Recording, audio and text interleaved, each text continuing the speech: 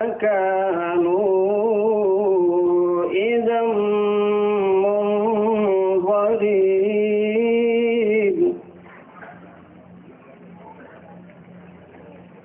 إنا نحن نزلنا الذكر وإنا له لحافظون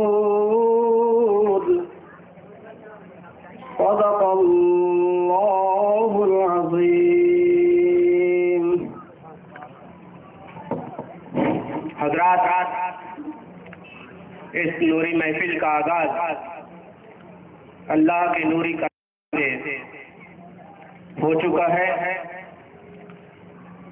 اب مقرر خصوصی حضور غازی اسلام، شیر اہل سنت، قاطع نزدیت، خطیب الہند حضرت علامہ الحاج محمد ہاشم اشرفی صاحب قبلہ مدد العالی،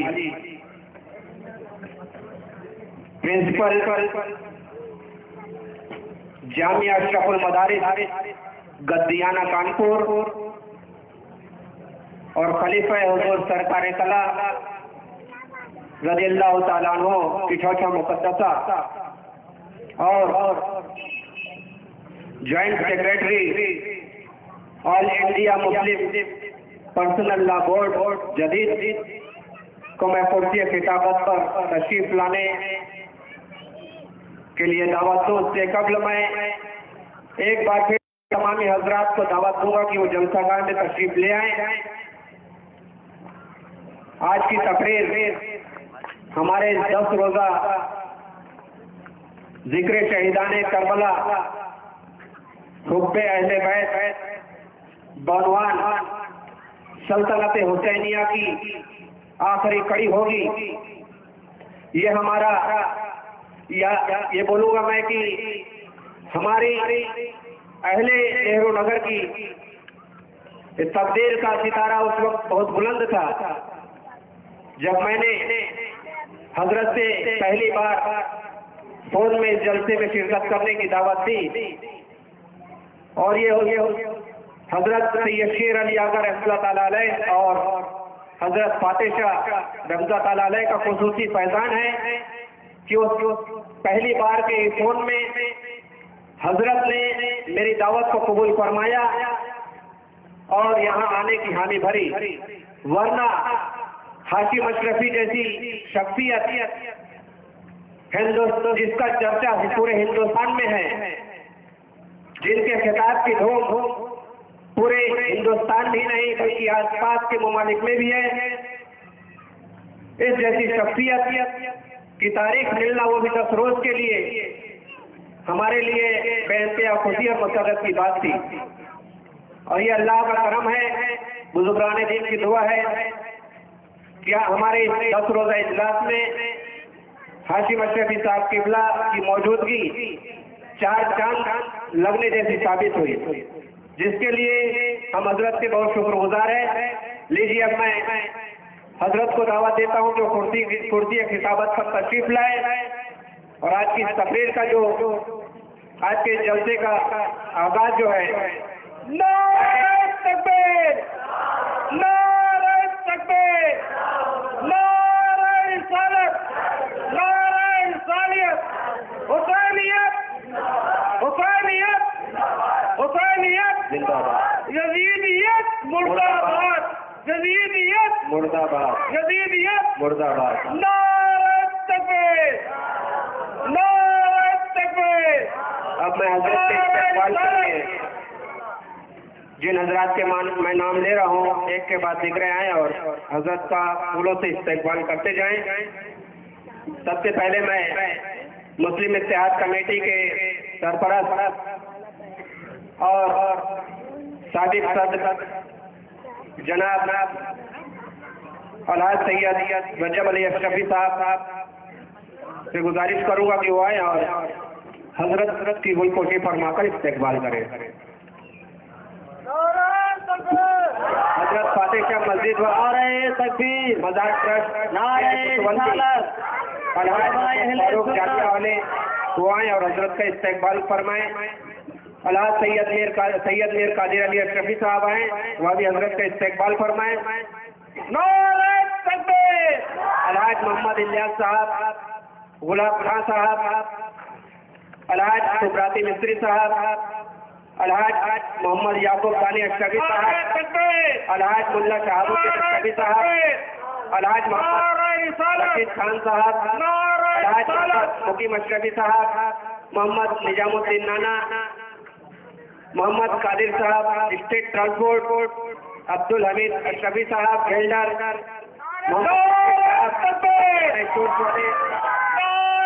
अली भाई, बाबा भाई, मैं जिस हजरात के नाम ले रहा हूँ वो जल्दी जल्दी आए और हजरत की गुलपोशी फरमाएं, वक्त का ख्याल रखें। मोहम्मद शफीक कुरैशी साहब,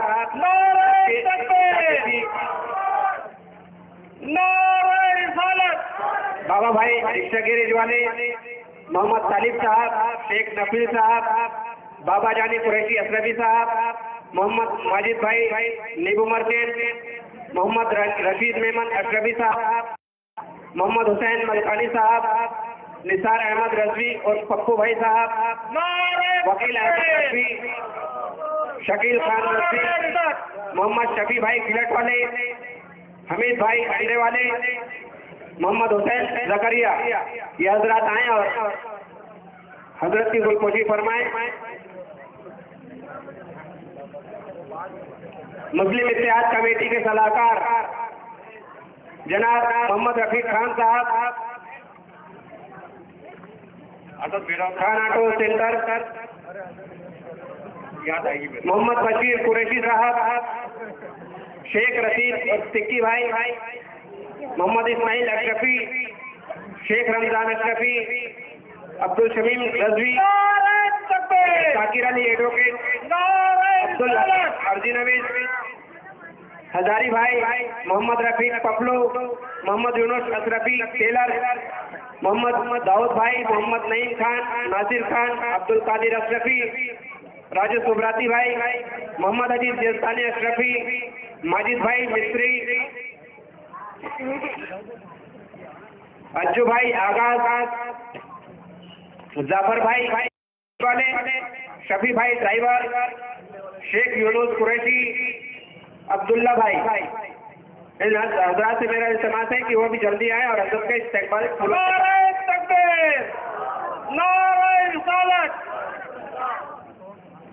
मुस्लिम इत्तेहाद कमेटी के ऑर्गेनाइजर हजरात से तैयार रहे जनाब गनी भाई, मोहम्मद शफीर, बाबू भाई, मोहम्मद कासिम, मोहम्मद मेहराब, मोहम्मद जाफर मेमन अशरफी, सैयद वकील अशरफी, शेख आसिफ अशरफी, गोलू, मोहम्मद शफीक खान, बाबा, शेख शमी कुरैशी, छोटे बाबा, आरिफ भाई, मोइन अशरफी, सैयद मोइन अशरफी, रहमत भाई, सैयद इरशाद अली, शेख इफ्तिखार इफ्फो, मोहम्मद हैदर खान, फिरोज, शेख जुबैर, मोहम्मद जावेद राजा, मोहम्मद हाशिम फोटो,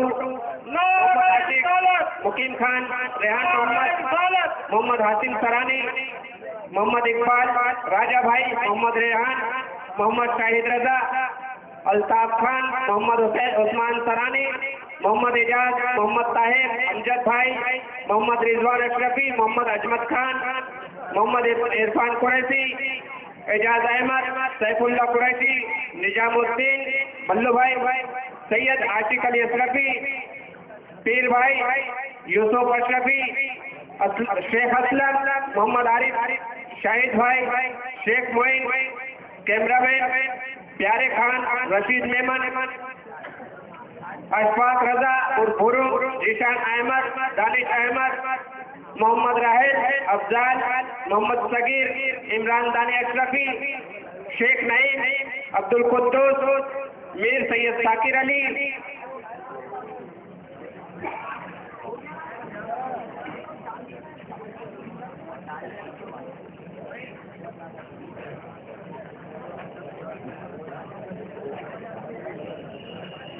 अल्ताफ भाई, जावेद भाई, सद्दू, रफीक भाई, मोहसिन भाई,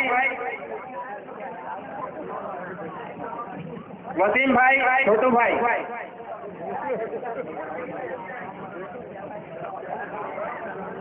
मोहम्मद शमी कुरैशी अशरफी,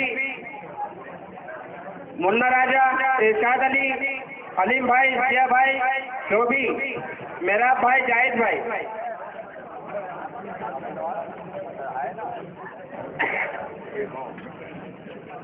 नारे तकबीर, अल्लाहु अकबर, नारे तकबीर, अल्लाहु अकबर, नारे रिसालत, या रसूल अल्लाह, नारे रिसालत, या रसूल अल्लाह, जिंदाबाद, जिंदाबाद, जदीदियत, मुर्दाबाद, जदीदियत। अब मैं मुस्लिम इत्तेहाद कमेटी के सदर जनाब मोहम्मद अय्यूब सानी अशरफी साहब को आवाज दूंगा कि वो आए और हजरत का फूलों से इस्तकबाल फरमाएं।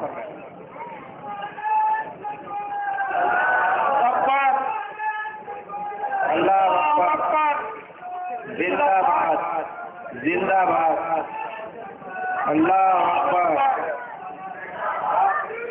जिंदाबाद।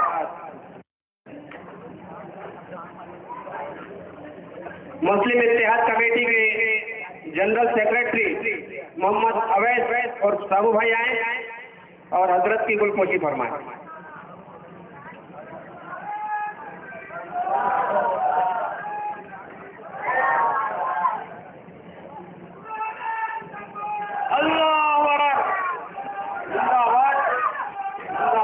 मुस्लिम इत्तेहाद कमेटी के खजांची मोहम्मद साजिद अली आए और हजरत का इस्तकबाल फरमाएं फूलों से।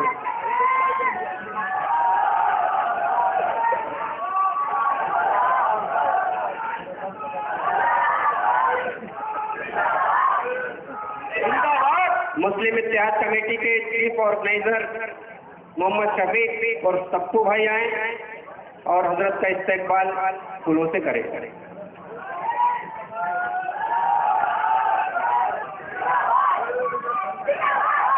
मुस्लिम इत्तेहाद कमेटी के सेक्रेटरी जनाब अनवर मेमन साहब आए, अन्नू भाई और हजरत का फूलों से इस्तकबाल करें।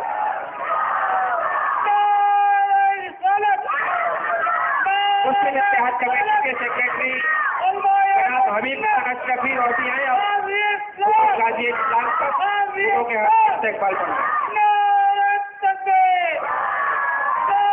सैयद रखमान अली और बब्बू भाई,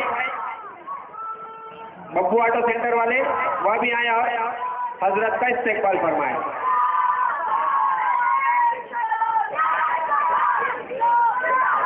मुस्लिम इत्तेहाद कमेटी के joint secretary Mohammad Farooq Ashrafi denter, वो आए और हुजूर गाजी इस्लाम का फूलों के हार से इस्तकबाल।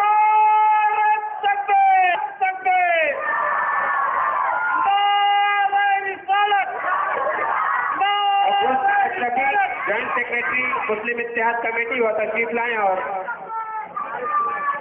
खतीबुल हिंद हुजूर मोहम्मद हाशिम अशरफी कानपुरी साहब किबला का फूलों से इस्तकबाल करें। गुरसेना वह तशरीफ लाएं और हुजूर खाताए नज़ियत शेर अहले सुन्नत का फूलों से इस्तकबाल करें।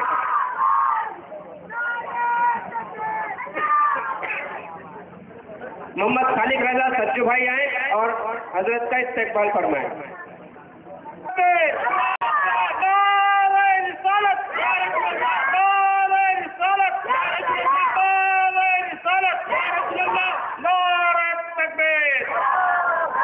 मुस्लिम इत्तेहाद कमेटी के ज्वाइंट सेक्रेटरी मोहम्मद वसीम कुरैशी साहब आए और हजरत का फूलों से इस्तकबाल फरमाएं।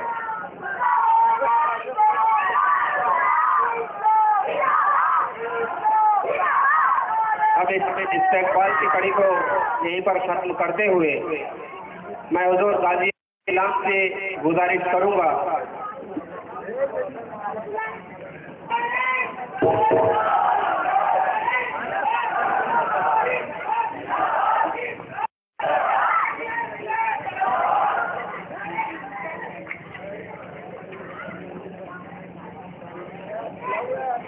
अल्हम्दुलिल्लाह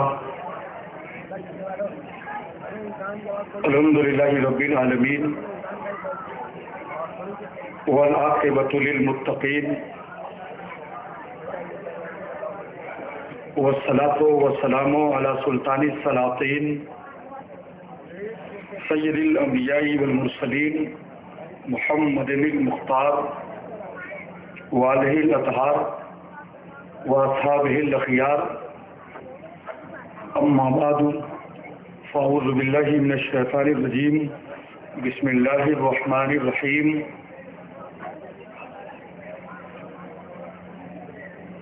ولا تحسبن الذین قتلوا فی سبیل اللہ امواتا بل احیاء عند ربهم یرزقون۔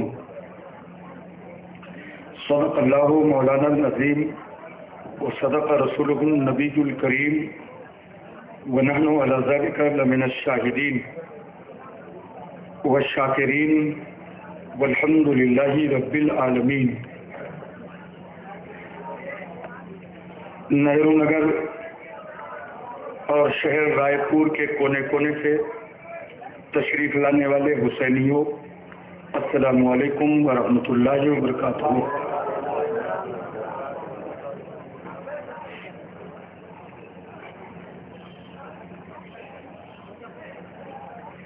بارگاہ رسالت مآب صلی اللہ علیہ وسلم نے بآواز بلند ہدیہ درود پیش کریں۔ اللہم صلی علی سیدنا مولانا محمد وعلی آل سیدنا مولانا محمد وبارک وسلم، صلاۃ و سلام علیک یا رسول اللہ۔ ایک بار اور پڑھ لیجیے۔ اللہ رب محمد صلی اللہ علیہ وسلم نحن عباد محمد صلی اللہ علیہ وسلم، صلاۃ و سلام علیک یا رسول اللہ۔ ایک بار پوری توجہ مدینے میں اور جھوم کر نبی اور آل نبی کی بارگاہ میں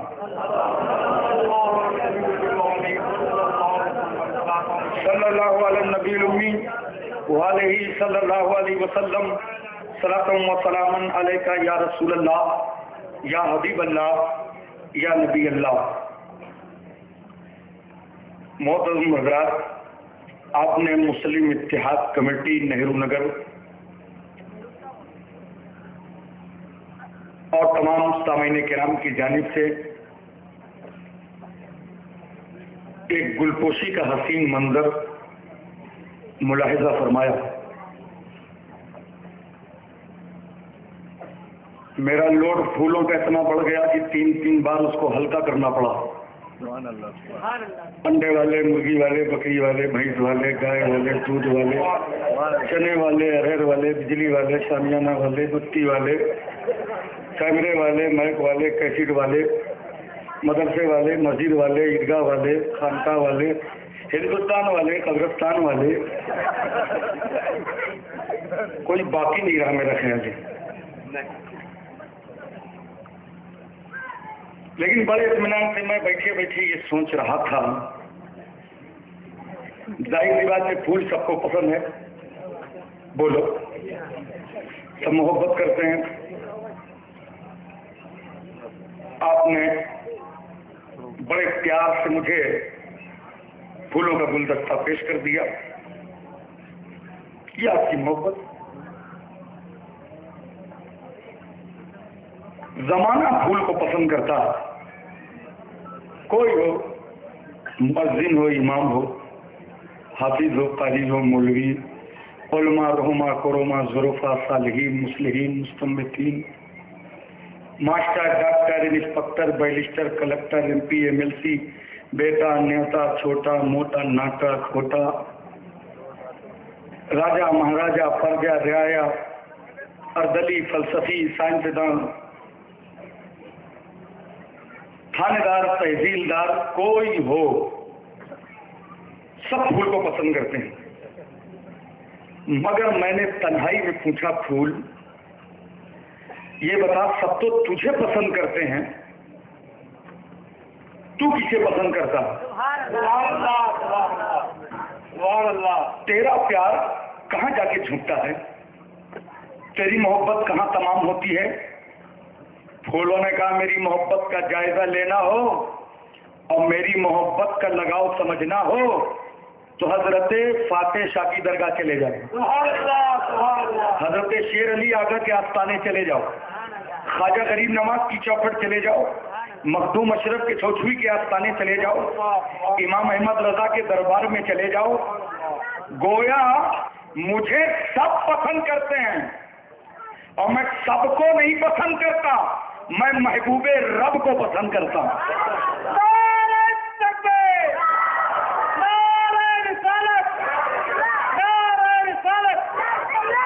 سبحان اللہ سبحان اللہ. آپ کی گھڑی میں کیا ٹائم ہو رہا ہے اس وقت؟ بج گیا؟ بولو یار، آج میں بہت موڈ میں ہوں.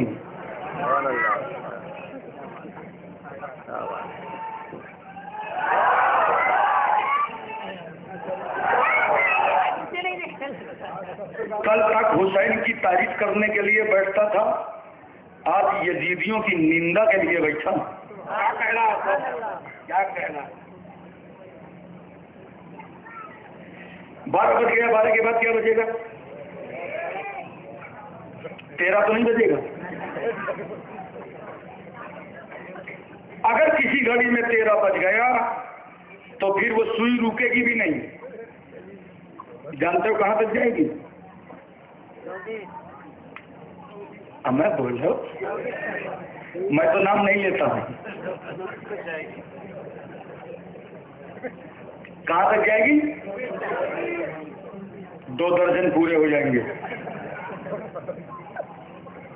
اور اگر کسی کی گھڑی میں نہرو نگر میں 24 بجا تو آپ اس کا کان پکڑیں گے. ابے یہاں کیا کر دیا ہے؟ کیا پلیٹ فارم؟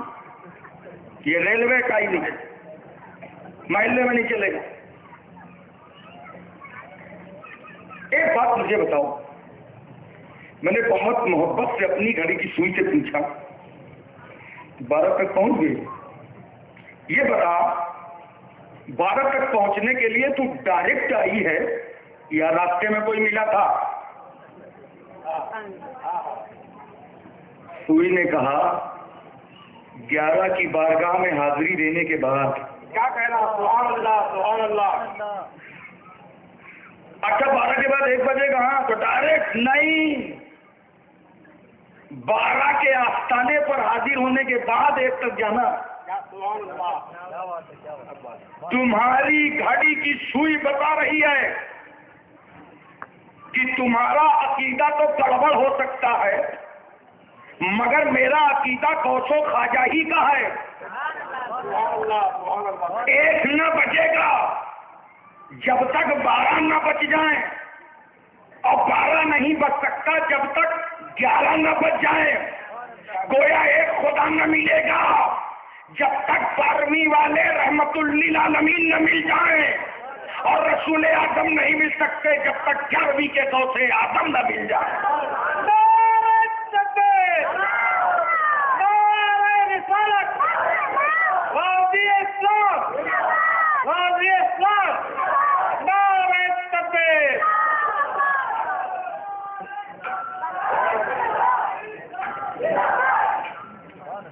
ایک بات بتائیے، اگر کوئی بہت بڑا نمازی ہو اور وہ 24 گھنٹہ نماز پڑھنا چاہے تو کیا پورے 24 گھنٹہ وہ نماز پڑھ سکتا ہے؟ بولو نہیں. علماء بیٹھے ان سے پوچھئے 20 منٹ سورج ڈوبنے کے ٹائم، 20 سورج نکلنے کے ٹائم اور 20 زوال کے ٹائم، ان 3 وقتوں میں 20-20 منٹ نکالو تب نماز پڑھو.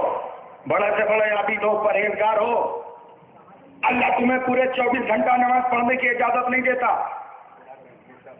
24 سے 1 گھنٹہ نکالو.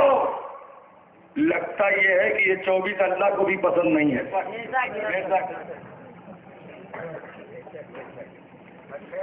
اب 1 گھنٹہ نکالو، 24 کو 23 بناؤ، پھر اپنا عقیدہ دکھاؤ. کیا کہنا ہے حضرات؟ توجہ کیجیے ذرا سا.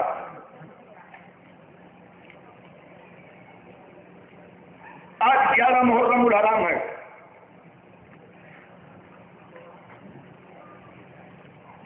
کل میں نے عرض کیا تھا امام حسین رضی اللہ تعالی عنہ نے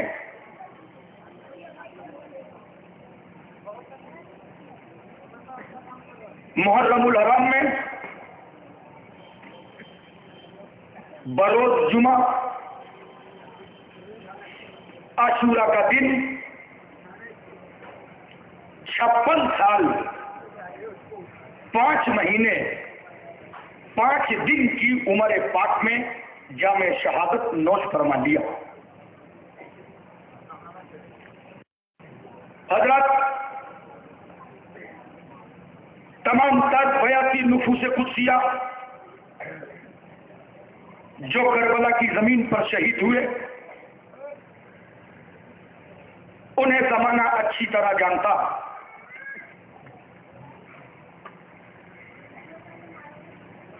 عمر ابن سعد 11 محرم کو کربلا ہی میں ٹھہر گیا تھا اور اس نے تمام قتل ہونے والے یزیدیوں کی نماز جنازہ پڑھا اور اس کے بعد گڑھا کھود کر کے ان کی قبر بنائی اور اس کے بعد وہاں سے جشن فتح کا ارادہ کر لیا. یزیدیوں کو تو کفن دفن کا انتظام ہو گیا مگر حسینیوں کے ساتھ وہ ظلم ڈھایا گیا کہ امام علی مقام کی شہادت کے بعد جس خیمے میں اہل بیت کی شہزادیاں تھیں اس میں آگ لگا دی گئی. حضرت زینب شہر بانو ان کے آنچل چھین لیے گئے. جناب سکینہ کے رخسار پر تماچا مارا گیا. بغیر کسی پردے کے کھلے آسمان کے نیچے بیمار زین العابدین ان کی پھوپھو اور ماں چند چھوٹے چھوٹے بچے پوری رات ان لوگوں نے کربلا میں گزاری. حضرات قابل توجہ بات یہ ہے کہ اب ان مظلوموں کے پاس کوئی ایسا باقی نہیں رہ گیا تھا جو انہیں تسلی دے سکتا.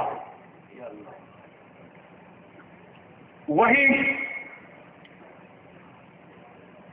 زمین پر بیٹھ کر کھلے آسمان کے نیچے زینب کی نظر کبھی قافلے پر اور کبھی حسین اعظم کے لاشے پر. اس طرح سے رات یہ گزری ہوگی ہم نہیں بتا سکتے. اسے تو فاطمہ کی بیٹی زینب کا کلیجہ جانتا ہے. محترم حضرات یہیں تک نہیں، صبح ہوئی ان نادانوں نے امام علی مقام رضی اللہ تعالیٰ عنہ کے سر پاک کو نیزے پر بلند کر کے سب سے آگے کر لیا. خاندان والوں کو رکسیوں میں جکڑ دیا گیا اور ان مظلوموں کا ایک جلوس نکالا گیا. تمام یزیدی تو جشن فتح منا رہے تھے اور ان اہل بیت پر زیادتیاں کر رہے تھے. چلتے چلتے جب یہ کربلا سے نکلنا چاہتے تھے تو یزیدی فوجی کا بیان ہے کہ فاطمہ کا گزر جب امام حسین کے جسم پاک سے ہوا، جن کا کٹا ہوا سر راتی کو یزیدیوں نے اپنے قبضے میں کر لیا تھا، جسم پاک سے جب گزر ہوا تو فاطمہ نے، حضرت زینب نے، فاطمہ کی بیٹی نے واہ محمدہ کی صدا بلند کی، زار و قطار رونے لگی اور فریاد کرنے لگی، نانا جان اپنے حسین کی خیریت معلوم کیجئے. دھڑ کہیں ہے، سر کہیں ہے. وہ دل ہلا دینے والی باتیں جناب زینب کی تھیں. آج اس جنگل میں ہمارا کوئی سہارا نہیں ہے. حضرات جیسے اس قافلے کو لے کر کے یہ آگے بڑھے تو قافلہ ادھر چلا, ادھر گھوڑوں سے تمام شہداء کے جسموں کو روندا گیا, ہڈیاں چکنا چور ہو گئی. یہ مظالم تو ڈھائے تھے ان یزیدیوں نے, مگر انہیں یہ نہیں معلوم تھا کہ جس حسین کا سر تم نے کاٹا تھا وہ اتنا محترم اور متبرک سب تھا دنیا میں کہ حسین کا جب گلا کٹا تو پوری دنیا میں 3 دن کے لیے اندھیرا چھا گیا. حرم شریف کا جو بھی پتھر اٹھایا جاتا تھا ہر پتھر کے نیچے خون نظر آتا تھا. جس مٹکے کو دیکھتے تھے اس میں خون ہی خون نظر آ رہا تھا. حضرات غور فرمائیں آپ ذرا تھا. چلتے چلتے جب یہ قافلہ لے کر پہنچے اور عبید اللہ ابن زیاد کے پاس لے گئے, عبید اللہ نے کہا میرے دربار میں رکھ دو حسین کا سر. حسین کا سر پار رکھا گیا. اتنے میں عبید اللہ ابن زیاد نے اپنے ہاتھ میں ایک چھڑی لی اور حسین کے لب پر رکھا, کہا ہمارا تمہارا فیصلہ تلواروں نے کر دیا. جیسے ہی چھڑی رکھا حضرت زید ابن ارقم صحابی رسول ہیں, وہ فرماتے وہاں میں موجود تھا.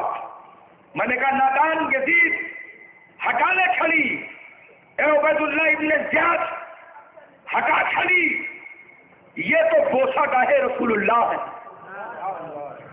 اس وقت عبید اللہ ابن زیاد نے کہا تھا کہ زید ابن ارقم آپ بوڑھے صحابی ہیں ورنہ آپ کا بھی قتل کرا دیتا. حضرت زید ابن ارقم فرماتے نادان تجھے آل رسول کا تو خیال ہی نہ آیا, صحابی رسول کا کیا خیال کرے گا. حضرات اس کے بعد ابن زیاد نے اعلان کیا کہ کوفے کی جامع مسجد میں سب لوگ جمع ہو جائیں. وہاں جمع کر کے باضابطہ اس نے اعلان کیا کہ حسین نے بغاوت کی تھی, ہم حسین پر کامیاب ہو گئے. وہاں ایک نابینا صحابی تھے حضرت عبداللہ ابن عفیف, وہ کھڑے ہو گئے, آنکھوں میں روشنی نہیں تھی مگر رسول کے گھر والوں کے خلاف کچھ سننا نہیں چاہتے تھے. کھڑے ہو گئے, کہا نادان ابن زیاد روک لے اپنی زبان, تو باقی ہے, یزید باقی ہے, تم نے شریعت سے بغاوت کی ہے. حسین تو کل بھی شریعت کی حمایت کر رہے تھے اور سر کٹنے کے بعد بھی شریعت پر عمل ہو رہا. حضرات آپ غور فرمائیں, اس نے بہت غصے اور برہمی میں عبداللہ ابن عفیف کو بلایا مگر ان کے قبیلے اور خاندان کے لوگ مزاحمت کر بیٹھے اس لیے چھوڑ دیا. بعد میں اس ظالم نے ان صحابی کو بھی گھر سے بلوا کر کے قتل کرا دیا. حضرات ظلم کی انتہا ہوتی ہے. یہی تک نہیں, آقا حسین کا سر پاک یہ لے کر کے آگے چلتے ہیں. چلتے چلتے ایک گرجا نظر آیا تو اس گرجا کے پاس یہ لوگ ٹھہر گئے. ان لوگوں نے دیکھا ایک دیوار ہے جس پر لکھا ہوا ہے اترجو امتن قتلت حسین شفاعت جدہ یوم الحساب. کیا وہ لوگ رسول اللہ کی شفاعت کی امید کرتے ہیں جن لوگوں نے رسول صلی اللہ علیہ وسلم کے بیٹے کا قتل کر دیا ہو؟ یزیدیوں نے دیکھا, کہا یہ قتل تو کربلا میں ہوا ہے, یہ کس نے لکھا ہے؟ اس راہب نے کہا نہ ہم نے لکھا ہے نہ تم نے لکھا ہے. ایک بات اس سلسلے میں ہم کو معلوم ہے کہ تمہارے نبی کے آنے سے پہلے بھی 500 سال پہلے سے لکھا ہوا. حضرات توجہ فرمائیں, اس راہب نے پوچھا ایسا جلوس دنیا میں نہیں دیکھا تھا میں نے, کٹا ہوا سر آگے, کچھ بیٹیاں ساتھ میں, یہ کس کا سر لے کر کے جا رہے ہو؟ کہا یہ سر حسین کا ہے. کون حسین؟ علی کے بیٹے. نادان کیوں نہیں کہتا یہ سر نواز رسول اللہ کا ہے؟ تم دنیا میں کتنے ظالم ہو, بھول گئے ان قوموں کو جن قوموں نے اپنے نبی کے ماننے میں اتنا غلو کیا کہ اپنے نبی کو خدا کا بیٹا کہہ دیا, اور تم اپنے نبی کے بارے میں سطح سے اتنا نیچے اتر آئے کہ نبی ہی کے نواسے کا سر کٹ گئے. لاؤ ظالمو سر حسین رات بھر کے لیے مجھے دے دو. آقا حسین کا سر پاک لیا اور لے کر کے اپنے آنگن پر پہنچا. اونچے مقام پر چادر بچھایا, سر حسین رکھا, لگا ہوا ریت ہاتھوں سے صاف کیا, عطر سے معطر کیا اور دل میں یہ فیصلہ کر لیا حسین سر کٹ گیا ہے. بہت ہمت کے ساتھ میں نے کٹا سر اپنے آنگن پر لے کر کے حاضر ہوں. ان لوگوں نے مجھ سے 80,000 درہم بھی لیے ہیں. یہ اور بات ہے کہ وہ درہم جب بانٹے گئے تو مٹی کی ٹھکریاں ہو گئے تھے. مگر آقا حسین اب میں آپ کی طرف سے تلوار نہیں چلا سکتا, اب میں آپ کی طرف سے یزیدیوں سے انتقام نہیں لے سکتا. ابھی تو میں نے کلمہ ہی نہیں پڑھا. حسین میں آپ کی کچھ مدد نہیں کر سکتا, مگر رات بھر میں آپ کے سر پاک کی تعظیم ضرور کر سکتا ہوں. ہاتھ جوڑ کے کھڑا ہو گیا, رات بھر کھڑا رہا. اتنے میں اس نے کیا دیکھا کہ سر حسین سے ایک روشنی نکلی جو پورے آسمان کو روشن کر رہی ہے. نور ہی نور پھیل رہا, روشنی روشنی پھیل رہی ہے. اس نے دیکھا جس کا تھپ کربلا میں ہو, سر میرے آنگن میں ہو, اور اس کی زندگی کا یہ حال کہ پورا آسمان منور ہے. راہب سمجھ گیا یقیناً سر ضرور کٹ گیا ہے, مگر نواز رسول اللہ زندہ ہے. اور جب نواز نبی کا یہ حال ہے, جب نواسے کی زندگی کا یہ عالم ہے, تو نانا کی زندگی کا کیا عالم ہوگا. میں تو اب زندہ نبی کا کلمہ پڑھتا ہوں, لا الہ الا اللہ محمد الرسول اللہ.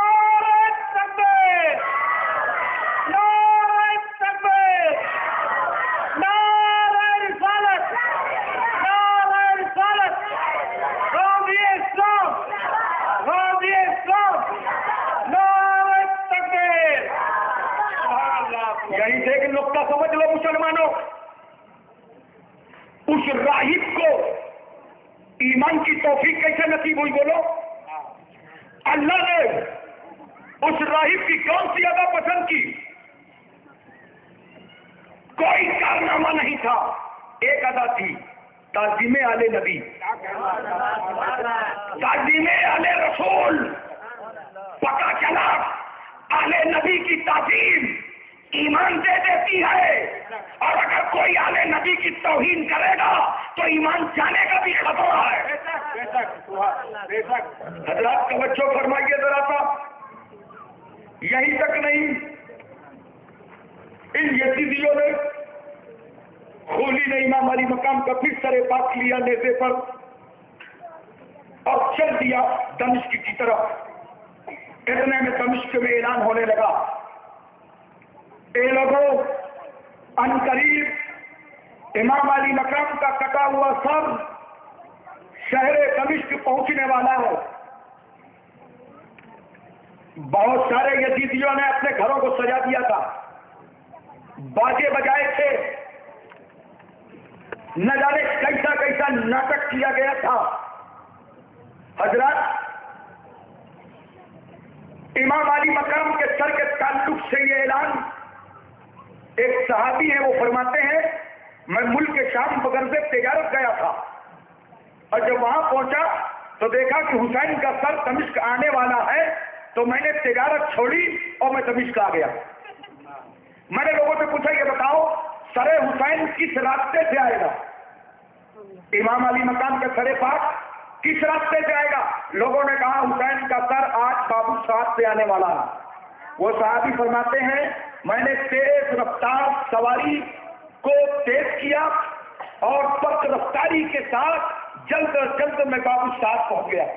جب وہاں پہنچا تو میں نے کیا دیکھا کہ امام علی مقام کا سر پاک نیزے پر بلند ہے, پیچھے زینب ہے, شہربانوں ہیں اور خاندان کی بیٹیاں, چھوٹے چھوٹے بچے جنہیں قید کر رکھا گیا ہے.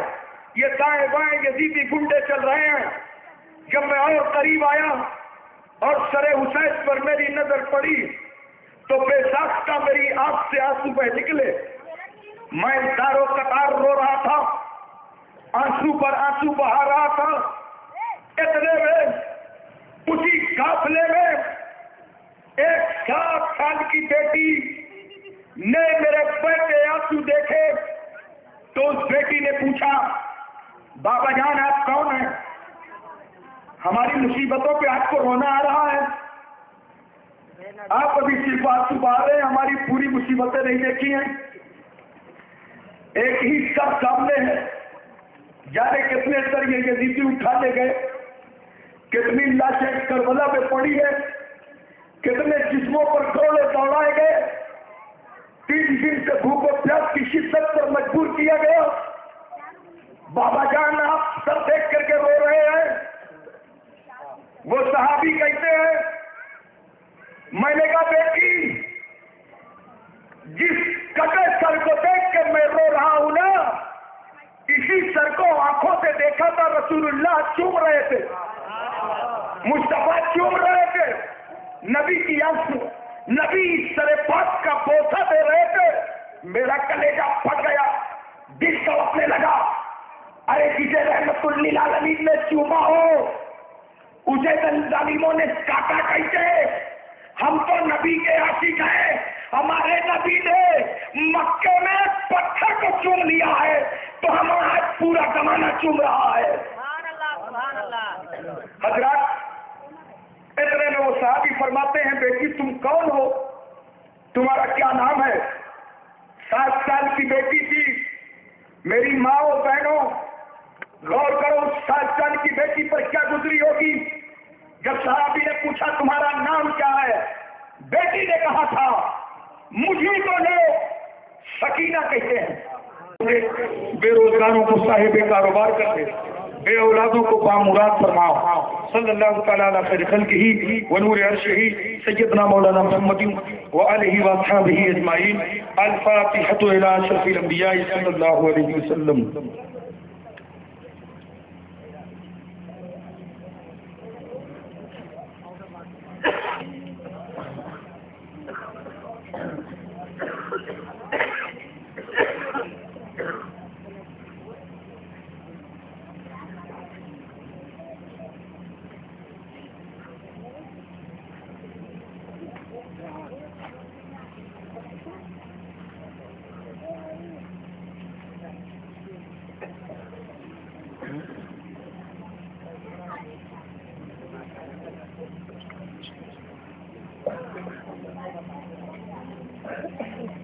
إن الله وملائكته يصلون على النبي يا أيها الذين آمنوا صلوا عليه وسلموا تسليما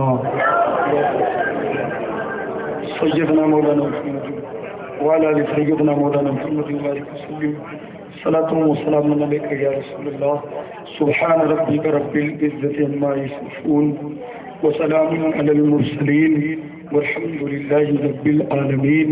جب تمہیں واسطی ہو یا اللہ، لب ہو لا الہ الا اللہ، لا الہ الا اللہ، لا الہ الا اللہ محمد رسول اللہ. السلام علیکم ورحمۃ اللہ وبرکاتہ.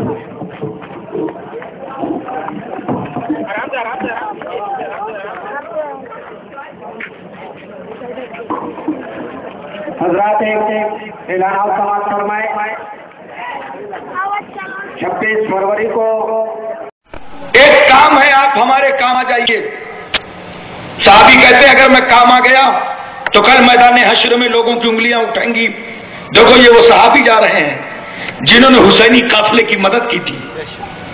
بتا بیٹی کا کام یہ ہے کہ ابا جان کا سر پاک جب آگے چلتا ہے، ہم کو بالکل قریب میں رکھا گیا ہے، تو جن بستیوں سے سر حسین گزرتا ہے تو بستی کے لوگ امن پڑتے ہیں دیکھنے کے لیے، دوڑ پڑتے ہیں، تماشائی بن کے کھڑے ہو جاتے ہیں.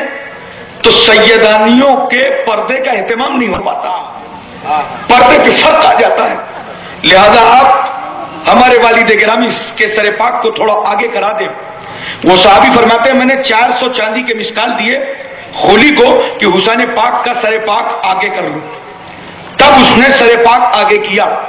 ایک بات اس مقام پر میں پوچھنا چاہتا ہوں، ایک بیٹی کو باپ سے کتنی محبت ہوتی ہے؟ بولو، اگر تمہارے بیٹی ہے تو تمہیں احساس ہے، تمہارے بیٹوں کو وہ محبت نہیں ہے جو تمہاری بیٹیوں کو ہے۔ جب تم تڑپ کے اپنے گھر آتے ہو، بیٹا تمہاری خیریت نہیں پوچھتا، وہ بیٹی ہے اگر چھوٹی ہوتی ہے تو باپ کی گود میں آ جاتی ہے۔ ابا جان آپ کہاں گئے تھے، کب جائیں گے؟ حضرات میں آپ کو بتاؤں، باپ اور بیٹی کا پیار کتنا اہم ہوتا ہے۔ میں پورے سال اپنے کانپور شہر اپنے گھر میں بہت ہی کم رہتا ہوں۔ میری چھوٹی سی بیٹی ہے سغرا بیوی، جب میں آتا ہوں باہر سے سامان رکھا اور نماز پڑھنے کے لیے نکلتا تھا تو ہاتھ پکڑ لیتی تھی اور کہتی تھی ابو اب کب آئیں گے؟ بیٹی یہ سمجھتی تھی یہ پھر چلے جائیں گے۔ بولو، ایک باپ سے بیٹی کو کتنی محبت ہوتی ہے، کتنا لگاؤ، محبت سے بتاؤ۔ جب کسی باپ کا انتقال ہو جائے تو وہ بیٹا ہو سکتا ہے وراثت میں الجھ جائے، بیٹا ہو سکتا ہے مکان اور جائیداد اور زمین میں الجھ جائے، بیٹا ممکن ہے تیرا بینک بیلنس سے دیکھنے لگے کتنا ہے، مگر پوچھو اس بیٹی سے جو تمہاری دہری پر آ کر سر پٹک کے رونے لگتی ہے اور اس کا عشق و وجدان کہتا ہے صرف باپ نہیں مرا، آج سے میرا میکا چھوٹ گیا، اب اس گھر میں مجھے کون بلائے گا، اس گھر میں مجھے کون پوچھے گا؟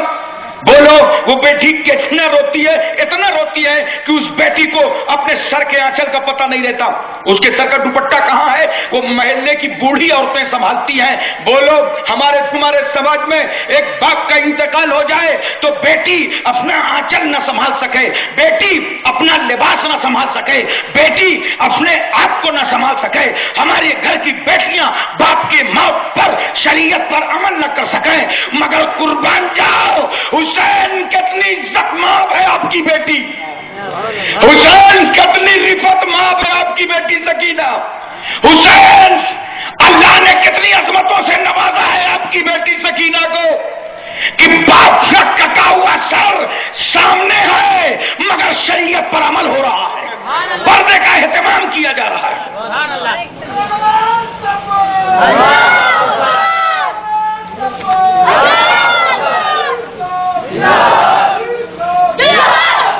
حضرات توجہ فرمائیے، امام علی مقام رضی اللہ تعالیٰ عنہ کا سر پاک جیسے ہی یزید کے دربار میں لا کر کے رکھا گیا تو یزید آیا اور اس نے دیکھا حسین کا سر۔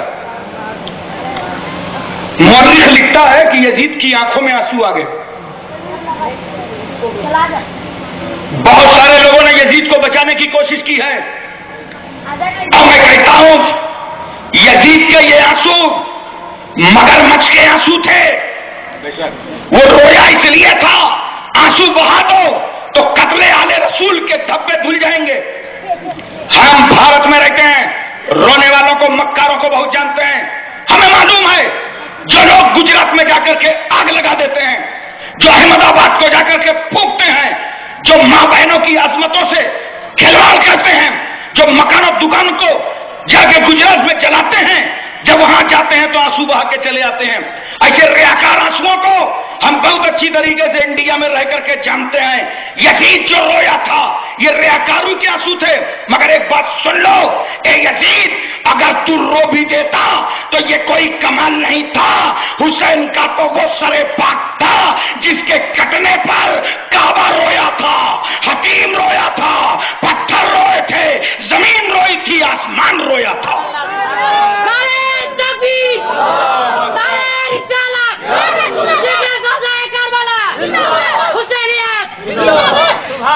حضرات یزید کے ہاتھ میں چھڑی تھی، اس نے بھی امام علی مقام رضی اللہ تعالیٰ عنہ کے لبوں پہ چھڑی رکھا تھا اور کہا تھا اسی زبان سے ہماری بیعت کا انکار کیا تھا، ہم کامیاب ہو گئے۔ وہاں بھی ایک صحابی رسول موجود تھے، انہوں نے للکارا تھا یزید نادان ہٹا چھڑی، یہ بوسہ گاہ رسول اللہ۔ حضرات توجہ فرمائیں، اس کے بعد یزید نے امام زین العابدین کو بلایا اور کہا کہ میرے پاس یہ مسئلہ آتا تو شاید یہ نہ ہو پاتا، لیکن ٹھیک ہے اب آپ مدینہ طیبہ چلے جائیں۔ اور حضرت نعمان بن بشیر جو کوفہ کے گورنر تھے، انہی کے ماتحتی میں 30 سواروں کے ساتھ یہ قافلہ حسینی مدینہ طیبہ واپس آیا۔ مگر حضرات جب یہ قافلہ مدینہ واپس آیا تھا، آپ سوچے ذرا سا کیا گزری ہوگی مدینے والوں پر۔ اس لیے مدینے کا ذرہ ذرہ حسین کا سر دیکھ کے کہہ رہا تھا،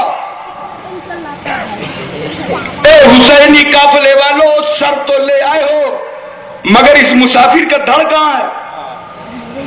اسی لشکر میں تو علی اکبر گئے تھے، وہ نظر نہیں آتے، قاسم نہیں نظر آ رہے، عباس علم بردار نہیں دکھائی پڑ رہے۔ حضرات مدینے کے ذرے پوچھ رہے تھے، مسافروں یہ لشکر تو واپس آیا ہے مگر میرے لشکر کہاں رہ گیا ہے؟ حضرات امام زین العابدین نے واپسی کے بعد گنبد خضرا کے سامنے پہلی بار زبان کھولا تھا۔ پورے مدینے کے لوگوں کی ہچکیاں بن گئی تھی اور رو رو کے کہتے تھے، نانا جان والد گرامی نے خود کو کٹا لیا، دین کو بچا لیا۔ سرکار ہم نے اپنے آپ کی پرواہ نہیں کی، مصطفیٰ ہم نے تو آپ کے دین کی پرواہ کی ہے۔ حضرات آپ غور فرمائیں ذرا سا، اس کے بعد بر روایت اختلاف امام علی مقام رضی اللہ تعالیٰ عنہ کا سر پاک جنت البقیع میں پہلوئے فاطمہ میں دفن کر دیا گیا۔ اور ایک روایت میں یہ آتا ہے کہ سر دمشق سے واپس ہو گیا تھا۔ اس کے بعد کربلا کے بازو میں ایک بستی تھی غادریہ، وہاں کے لوگ آئے اور جن لوگوں نے تمام شہداء اسلام کے کفن دفن کا مکمل انتظام فرمایا۔ حضرات توجہ کرنے کا مقام یہ ہے، آقا حسین کا سر پاک کربلا سے کوفہ، کوفہ سے دمشق، دمشق سے مدینہ، مدینہ سے جنت البقیع، جنت البقیع میں پہلوئے فاطمہ پہ، یہ کتنا لمبا راستہ ہے۔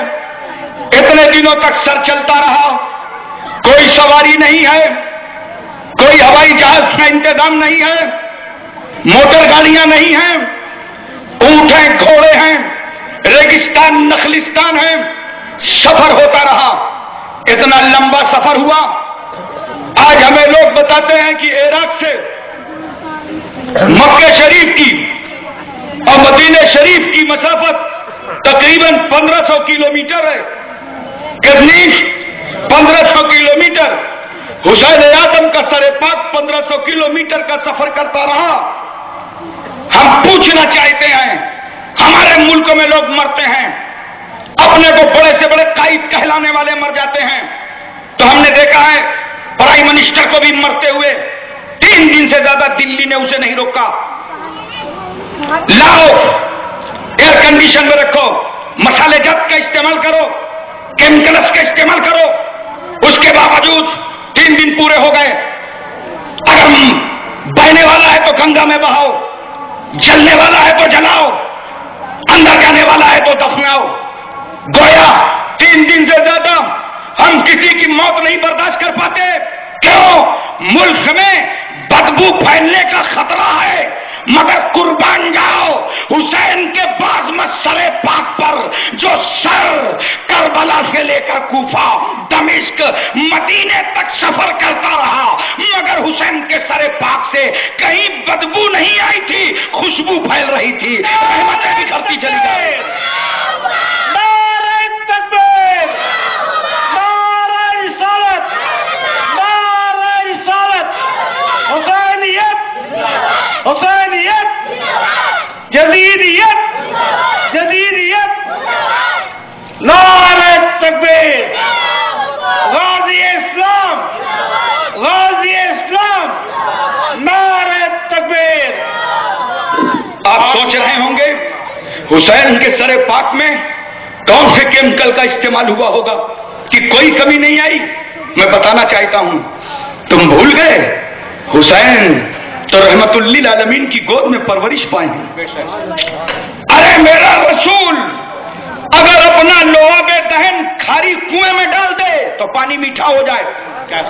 نبی اگر لعاب دہن صحابہ کے کھانے میں ڈال دیں تو صحابی کا کھانا ہفتوں چلتا رہے، نہ کھانا سڑتا ہے نہ گلتا ہے، کوئی کمی نہیں آتی، برکت ہوتی چلی جا رہی ہے۔ تو جب پانی میں لعاب دہن پڑے، پانی بابرکت ہو جائے، کھانے میں لعاب دہن پڑے، کھانا پہنچتا چلا جائے، کھانے میں کوئی کمی نہ آئے، تو اس سر میں کیا کمی آتی جس حسین کی پیشانی میں لعاب رسول، جس حسین کے گردن میں لعاب رسول، جس حسین کی زبان میں رسول کا لعاب ہو، وہاں کوئی کمی آنے کا سوال ہی نہیں۔ حضرات آپ غور فرمائیں ذرا سا، یہی تک نہیں بلکہ جب امام علی مقام کی شہادت ہو گئی تو یزید مکمل طور سے آزاد ہو گیا اور یہ بہت بڑا گنڈا ہو گیا۔ جیسے افغانستان اور عراق سے امریکہ بہت ڈرتا تھا، مگر جب دونوں کو دبایا تو دیکھو کتنا بڑا گنڈا ہو گیا، کتنا بڑا دہشت گرد ہو گیا کہ ہر ملک کو آنکھ دکھانے کی کوشش کرتا ہے، پوری دنیا سے اپنے لوہا منوانے کی کوشش کرتا ہے۔ حسین شہید ہوئے، یزید آزاد ہو گیا،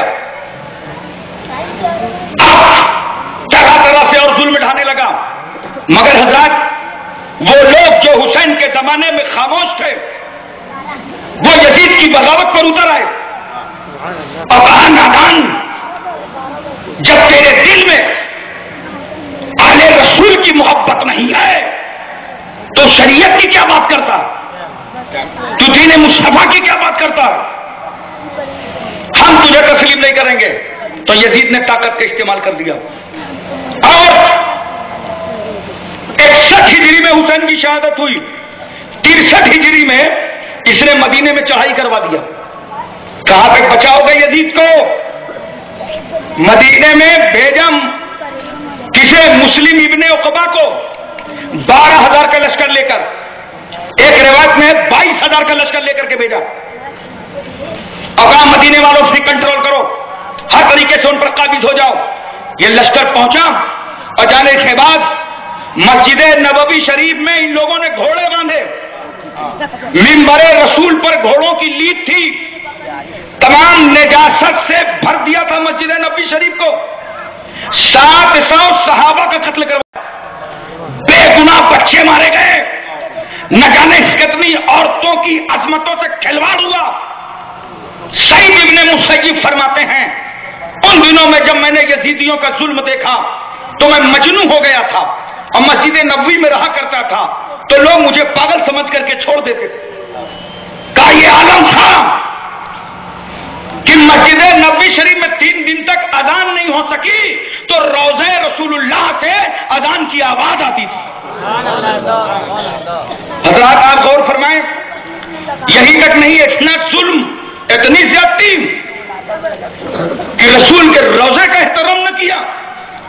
اس کے بعد مدینے کے بعد یہ لشکر روانہ ہوا مکے کے لیے اور راستے میں مسلم ابن عقبہ مر گیا تو ابن نمیر کو انہوں نے سربراہ بنایا۔ ابن نمیر جب پہنچا، چاروں طرف سے گھیرا بندی کر لی شہر مکہ کی، تمام مکے والوں میں سب ٹوٹ پڑے، جنگ شروع ہو گئی۔ حرم محترم کے اندر منجنیق کے ذریعے سے پتھر پھینکوائے گئے، آگ لگا دی خانہ کعبہ میں، گلاف کعبہ جلا دیا اور کعبے کی چھت پر حضرت اسماعیل علیہ السلام کی جگہ جو دمبا ذبح کیا گیا تھا اس کی سینگ تبرک بنا کے رکھی تھی اسے بھی جلا دیا۔ ان ظالموں نے اتنا ظلم اٹھایا، اتنی زیادتی کی، طرح طرح سے ماحول خراب کیا۔ وہ کعبہ جہاں لوگ اپنے گناہوں سے معافی مانگنے جاتے ہوں وہاں یہ گناہوں کا دروازہ کھولے تھے۔ اچانک 64 ہجری کا مسئلہ چلا، ادھر یہ کعبے پہ حملہ کر رہے تھے، ادھر یزید مر گیا، ان کا تابوتی بیڑا غرق ہو گیا۔ یزید کے مرنے کی بات جب حضرت عبداللہ بن زبیر کو معلوم ہوئی تو عبداللہ بن زبیر نے کہا، ارے یزیدیو بھاگ جاؤ مکہ چھوڑ کر، ورنہ تمہاری دھجیاں بگاڑ دی جائیں گی، جس کے خاطر تم لڑ رہے ہو وہ شیطان تمہارا مر چکا ہے۔ ان لوگوں نے سوچا شاید الحرب و خدتن کے تحت ہمیں دھوکہ دیا جا رہا ہو، مگر جب یزید کی طرف سے تصدیق آئی کہ واقعی یزید مر گیا، فوراً یہ سب بھاگ کھڑے مکہ چھوڑ کر۔ حضرات یزید جب مرا تھا تو اس کی عمر 41 سال تھی۔ کتنی؟ 61 ہجری میں امام علی مقام کی شہادت ہوئی ہے اور 64 ہجری میں خود مر گیا۔ حسین کے مدار اقدس پر فرشتے رحمتوں کے پھول برسا رہے ہیں، اور آج یزید کی قبر جہاں ہے وہاں ڈبل روٹی بنتی ہے، رات دن آگ جلتی ہے، رات دن آگ جلتی ہے اس کی قبر پر۔ یہ تو دنیا کا عذاب ہے، آخرت والا تو باقی۔ حضرات توجہ فرمائیں، اس سے مر جانے کے بعد لوگوں نے خلیفہ مان لیا معاویہ بن یزید کو، یہ یزید کا بیٹا تھا، مگر یہ یزید کی طرح نہیں تھا، نیک اور صالح تھا۔ یہی تو اسلام کی خوبی ہے، اسلام پورے خاندان پہ حملہ نہیں کرتا، انسان نافرمان پہ حملہ کرتا ہے۔ ہمارے علماء نے باضابطہ معاویہ بن یزید کو نیک اور صالح قرار دیا۔ اس نے 2 مہینے تک یزید کی خالی آفت پر عمل کیا اور 21 سال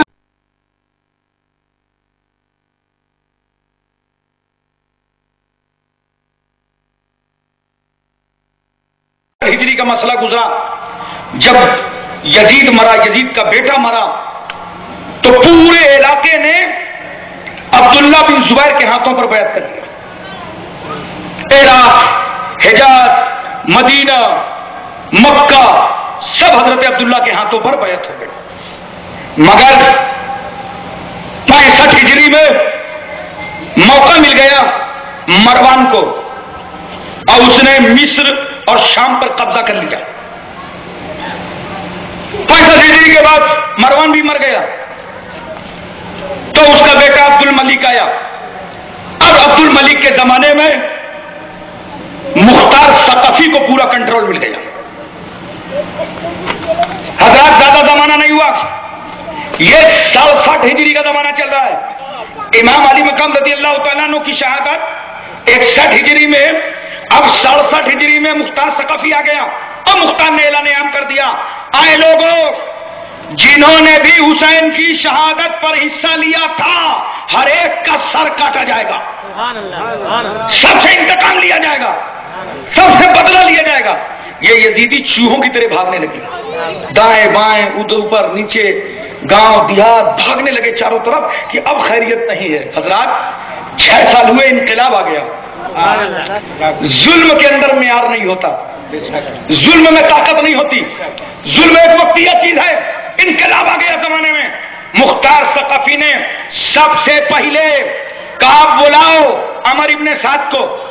یہ عمر ابن سعد وہی ہے جس نے 4000 کی فوج اتارا تھا کربلا میں اور لڑنے پہ مجبور کر دیا تھا، کہا اس کو بلاؤ۔ جب اسے بلایا گیا تو اس کا بیٹا آیا حفص، تو اس نے پوچھا تمہارا باپ کہاں ہے؟ کہا وہ ہمارے پتا جی نے راجنیت سے تیاگ پتر دے دیا ہے، اب وہ گوشہ نشیں ہو گئے ہیں اور اللہ اللہ کر رہے ہیں۔ مختار ثقفی نے کہا اس بھگت جی کو بلا کے لاؤ، بلاؤ پہلے اور بولو ناکام سے۔ اگر تخلیہ کی ضرورت تھی تو حسین کی شہادت سے پہلے کر لیا ہوتا۔ شہادت حسین کے بعد جس نے پوری سربراہی کی ہو یزیدیوں کی، ایسے ظالم کو مختار ثقفی کبھی نہیں چھوڑے گا، پکڑ کر کے لاؤ۔ ابو عمرہ کوتوال گیا، فوراً گرفتار کر کے لے آئے۔ برسر عام اسی شہر کوفہ میں اس کی گردن کو کاٹا گیا، ہاتھ پیر ناک منہ کان الگ الگ کاٹ کر کے سب کتے بلی کے حوالے کر دیے گئے۔ اور سر کاٹ کر وہیں پر رکھا گیا جہاں پر کل ان یزیدیوں نے امام حسین کا سر رکھا تھا، وہیں پر کاٹ کر رکھ دیا۔ اس کے بعد مختار نے کہا کہ بلاؤ اس کے بیٹے حفص کو، حفص کی گردن ماری اور اس کا بھی گلا وہیں لا کر کے رکھا، کہا لوگوں گواہ ہو جاؤ۔ جس وقت گردن مار رہا تھا حفص کی تو حفص سے کہا تھا مختار نے، نادان تیرا باپ مارا گیا، حسین کی گردن کا بدلہ تھا، تو مارا جا رہا ہے، یہ علی اکبر کے گلے کا بدلہ۔ توجہ فرمائیے، باپ بیٹوں کو گلا اسی جگہ رکھا ہے 6 سال کے بعد۔ اتنے میں اعلان ہوا کہ خولی کو ڈھونڈا جائے جس نے امام حسین کا سر پاک کاٹ کر کے نیزے پر بلند کیا تھا۔ جب اس کو تلاش کیا گیا تو کوفہ میں رہتا تھا، یہ فوراً اپنے گھر گیا اور بیوی سے کہا حالات بہت خراب ہو گئے ہیں، میں بہت بڑا سرگنا رہ چکا ہوں، لہذا میری خیریت نہیں ہے، ایسا ہے میں گھر کے اندر چھپ جاتا ہوں، تم باہر نکل جاؤ، ابو عمرہ کوتوال جب آئیں تو تم بتا دینا کہ خولی گھر میں نہیں ہے۔ اس نے کہا ٹھیک پکا۔ جانتے ہیں یہ عورت اس تاریخ سے خولی سے اپنے شوہر سے اتنی نفرت کرنے لگی تھی جب سے اس نے حسین کا سر کاٹا تھا۔ عورتوں کے اندر تو ایسی بڑی ہمدردی کا جذبہ ہوتا، کہا ٹھیک ہے آج ہی تو موقع ملا ہے، جادو اندر چلا گیا، بیوی باہر کھڑی ہے، اس نے ابو عمرہ پوری فوج کے ساتھ آیا، ٹاپ پڑتی ہوئی گھوڑوں کی، گھیر لیا گھر، باہر عورت کھڑی ہے۔ ابو عمرہ نے پوچھا کھولی کہاں ہے؟ گھر میں ہے۔ تو بڑی پاک دامن بیوی تھی، کیونکہ وعدہ کر لیا تھا تو وعدہ نبھانا تھا کہ نہیں بتاؤں گی، تو اس نے فوراً کہا کھولی گھر میں نہیں ہے، زبان سے کیا کہا کھولی گھر میں نہیں ہے، اور ہاتھ سے کہا لائن کلیئر۔ جیسے ہی ابو عمرہ اندر پہنچا، دائیں بائیں ڈھونڈا تو کہیں نظر نہیں آیا، بڑا چالاک تھا، ابے گھر کے اندر آدمی رہے گا، بستر میں رہے گا، بیڈ روم میں رہے گا، چارپائی میں رہے گا، نہیں، وہ ایک مرغی کے دربے میں تھا، سمجھ رہا تھا نا، کوتوال آئے گا، گھر ڈھونڈے گا، بستر ڈھونڈے گا، کمرہ ڈھونڈے گا، یہ جھوگا تھوڑی ڈھونڈے گا۔ ایسا ٹوکرا تھا، اسی کے اندر انگریزی کا 3 بن کر کے لیٹا تھا، چاروں طرف ڈھونڈ لیا، کہیں نہیں ملا۔ کیا بات ہے یار، یہ گیا کہاں؟ مگر پولیس والوں کو تو جانتے ہو، جن کی زبان بھی چلتی ہے، ہاتھ بھی چلتے ہیں اور ساتھ ساتھ پیر بھی چلتے ہیں۔ ایک سپاہی نے ٹھوکرا دیکھا تو مارا ٹھوکر، تو ہٹا ٹوکرا تو نکلا اس میں ایک کھوپڑا، کہا بے تو پکڑا گریبان، بال پکڑے سر کے، کاٹا، اللہ کر کے جسم کو زمین پر گاڑ دیا، کہا دیکھ لو کوفے والوں، اس نے حسین کا سر کاٹا تھا۔ حضرات اس کا بھی سر کاٹ کر کے اسی جگہ لا کر کے دارالامارت میں رکھا گیا جہاں کل یزیدیوں نے امام حسین رضی اللہ تعالیٰ عنہ کا سر پاک رکھا تھا۔ اب اس کے بعد تلاش ہونے لگی سنان ابن انس کی، جس نے امام حسین رضی اللہ تعالیٰ عنہ پہ نیزہ مارا تھا، اسے بھی پکڑ کر کے قتل کیا گیا، اس کا بھی سر یہاں لا کے رکھا گیا۔ پھر ڈھونڈا گیا شمر کو، جس نے سارے معاملات بگاڑے تھے۔ جب شمر کو ڈھونڈا گیا تو یہ کلتانیہ چلا گیا تھا وہاں سے، راتوں رات بھاگتے کلتانیہ نکل گیا، اور وہاں جا کے ایک کسان کی پٹائی کی اور کہا یہ خط لے لو، مصعب بن زبیر کو جا کے دے دینا تاکہ مجھے پناہ حاصل ہو سکے۔ اور وہ کسان سیدھا سادہ آدمی چلا آ رہا تھا، بھیجا تھا کہ مکے میں جا کے دینا، وہ جو راستے میں ملتا تھا مصعب بن زبیر کون نے خط لایا۔ اتفاق ایسا ابو عمرہ کوتوال راستے میں نکلے تھے چوکیاں قائم کرنے کے لیے، کیسے یزیدی پکڑے جائیں گے، تو ایک جگہ ابو عمرہ انتظام کر رہا تھا اور اپنی چوکی کا حساب بنا رہا تھا۔ وہ آیا کسان گھومتے ابو عمرہ کے پاس، کہا صاحب یہ مصعب بن زبیر کہاں ہے؟ مصعب بن زبیر دیکھا، ابے کہاں سے آ رہا ہے؟ ارے وہ کلتانیہ میں ایک ظالم پہنچ گیا، مجھے مارا بھی ہے، پیٹا بھی ہے، خط دیا، کہا انہیں دیا، دیکھا پڑھا، کہا وہ یہ تو شمر ہے، مل گیا شکار۔ پورا ایڈریس لیا، لے جا کر کے پوری فوج کے ساتھ حملہ کیا، وہ کاٹا گیا ہے یہ اب کاٹ کر کے اس کا سر بھی لا کر کے وہی دارالامارت میں کوفے میں رکھا گیا. تلاش ہوئی عبید اللہ ابن زیاد کی جو گورنر تھا, تو یہ مقام موصل نکل گیا تھا 25 کلومیٹر دور. کہاں جاؤ گے؟ موت تمہیں ڈھونڈ لائے گی. ظلم بری چیز ہے, موت تلاش کر لے گی نادان. تو مالک بن ابراہیم کی ماتحتی میں پوری ایک فوج بھیجی گئی, وہاں جنگ بھی ہوئی. آخرکار عبید اللہ ابن زیاد مارا گیا, اور جب اس کا سر کاٹ کر کے لوگوں نے رکھا, اتنے نیزے مارے کہ چہرہ بالکل ایسے کھود ڈالا تھا کہ اگر کلو کھان آپ قیمہ بھرنا چاہیں تو آسانی سے بھر جائیں. ہمیں ایسی صورت لگ رہی تھی, بالکل لگ رہا تھا کہ خناس ہے کہ آسام کا انناس ہے. لا کر کے چہرہ اس کا بھی رکھا گیا. کہاں؟ وہی دارالامارت میں. حضرات ترمذی شریف کی حدیث پاک میں ہے, تمام سر کٹے ہوئے وہاں رکھے تھے. اتنے میں ایک سانپ آیا, ہر سر کو اس نے سونگھا, اور جب عبید اللہ ابن زیاد کے سر پہ پہنچا تو ناک کے ایک نتھنے سے اندر گھسا اور اندر ہی دماغ کو نچاتا رہا, پھر دوسرے سے نکلا. 3 بار اس سانپ نے ایسا کیا تھا. یہ دنیا کا عذاب ہے, آخرت کا باقی. حضرات اسی عبید اللہ ابن زیاد نے اسی جگہ میں امام حسین کا سر رکھوایا تھا. غور کرنے کا مقام ہے.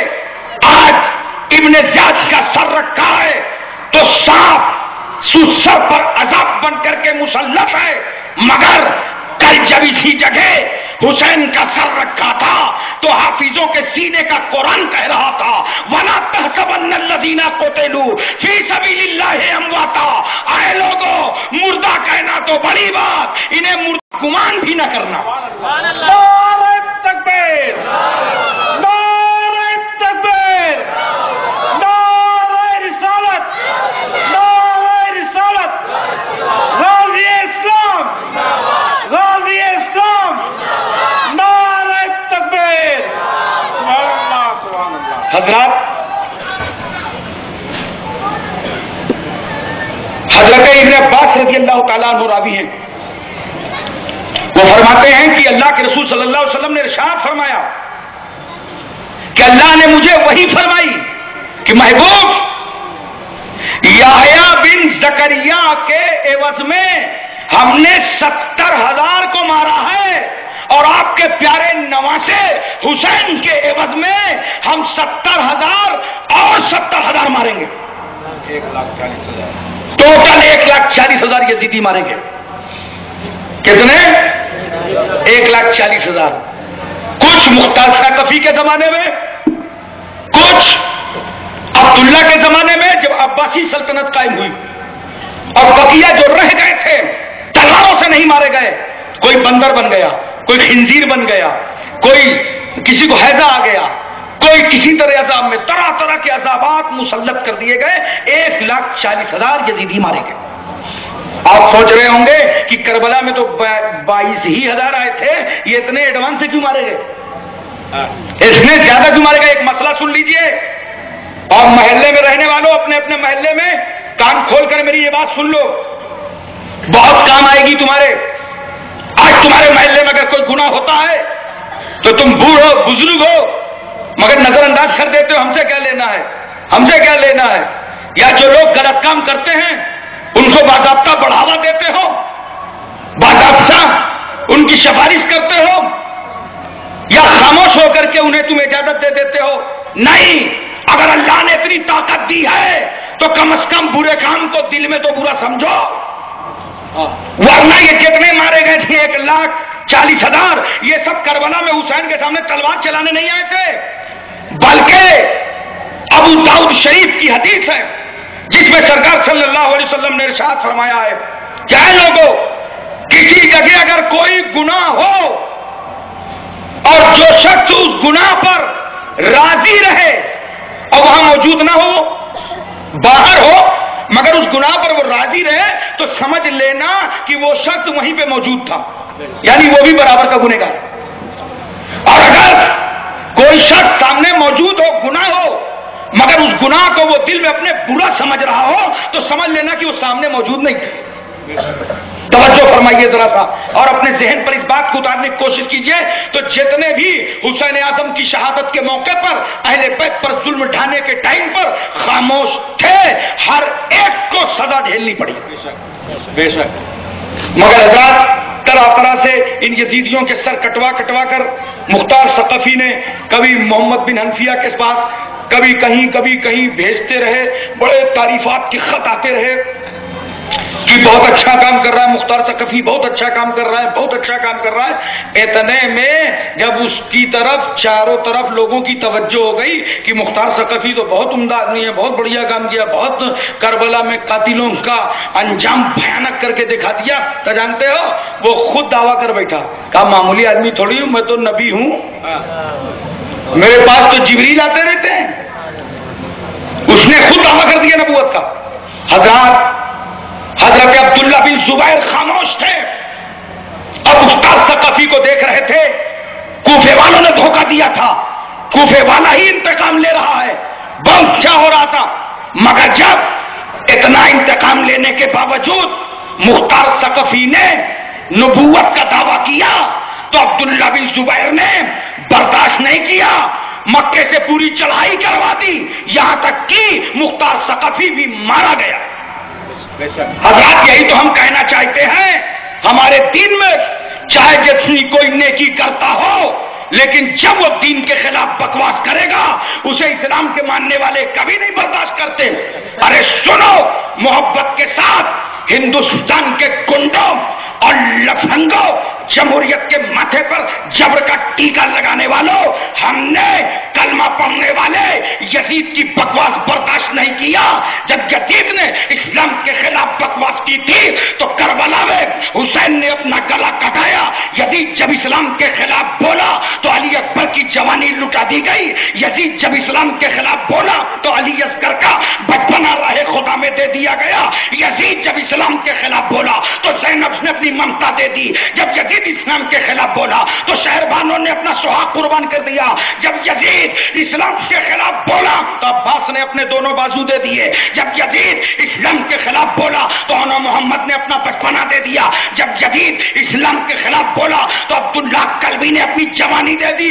یاد رکھو، جب ہم کلمہ پڑھنے والے اگر اسلام کے خلاف بولے تو مسلمان برداشت نہیں کرتا، تو ہندوستان کا یہ اشوک سنگھل کون ہے جو اسلام کے خلاف بولتا ہے؟ ہم ایسی زبانوں کو کاٹ لیں گے، ہم ایسی آنکھوں کو نکال دیں گے۔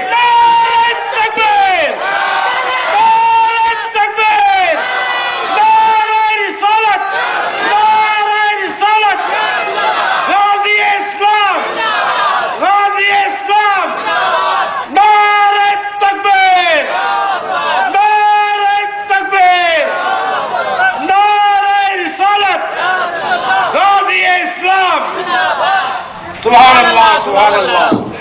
بکواس کرنے والے اپنی زبانیں روکیں، پاکستان کو تمہیں کوسنا ہو تم جانو، پاکستان کے بننے پر ہم تم سے زیادہ ناراض ہیں۔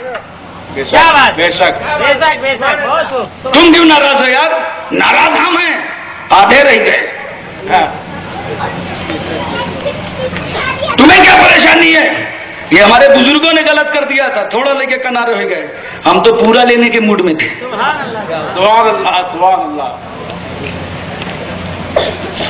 تم پاکستان کی آڑ میں بکواس نہیں کر سکتے، یہ تمہارا معاملہ ہے، چاہے جس کو کچھ بولو، ہم نہیں جانتے، ہم کسی کی طرفداری نہیں کرتے، ہم اپنے ملک کے وفادار ہیں، ملک کے وفادار رہیں گے۔ بے شک اور اگر ملک سے وفاداری کا جذبہ ہو تو چائنا کے بارڈر پہ چلے جاؤ، تم چین کو دیکھ لو، ہم پاکستان کے پٹھانوں کو دیکھ لیں،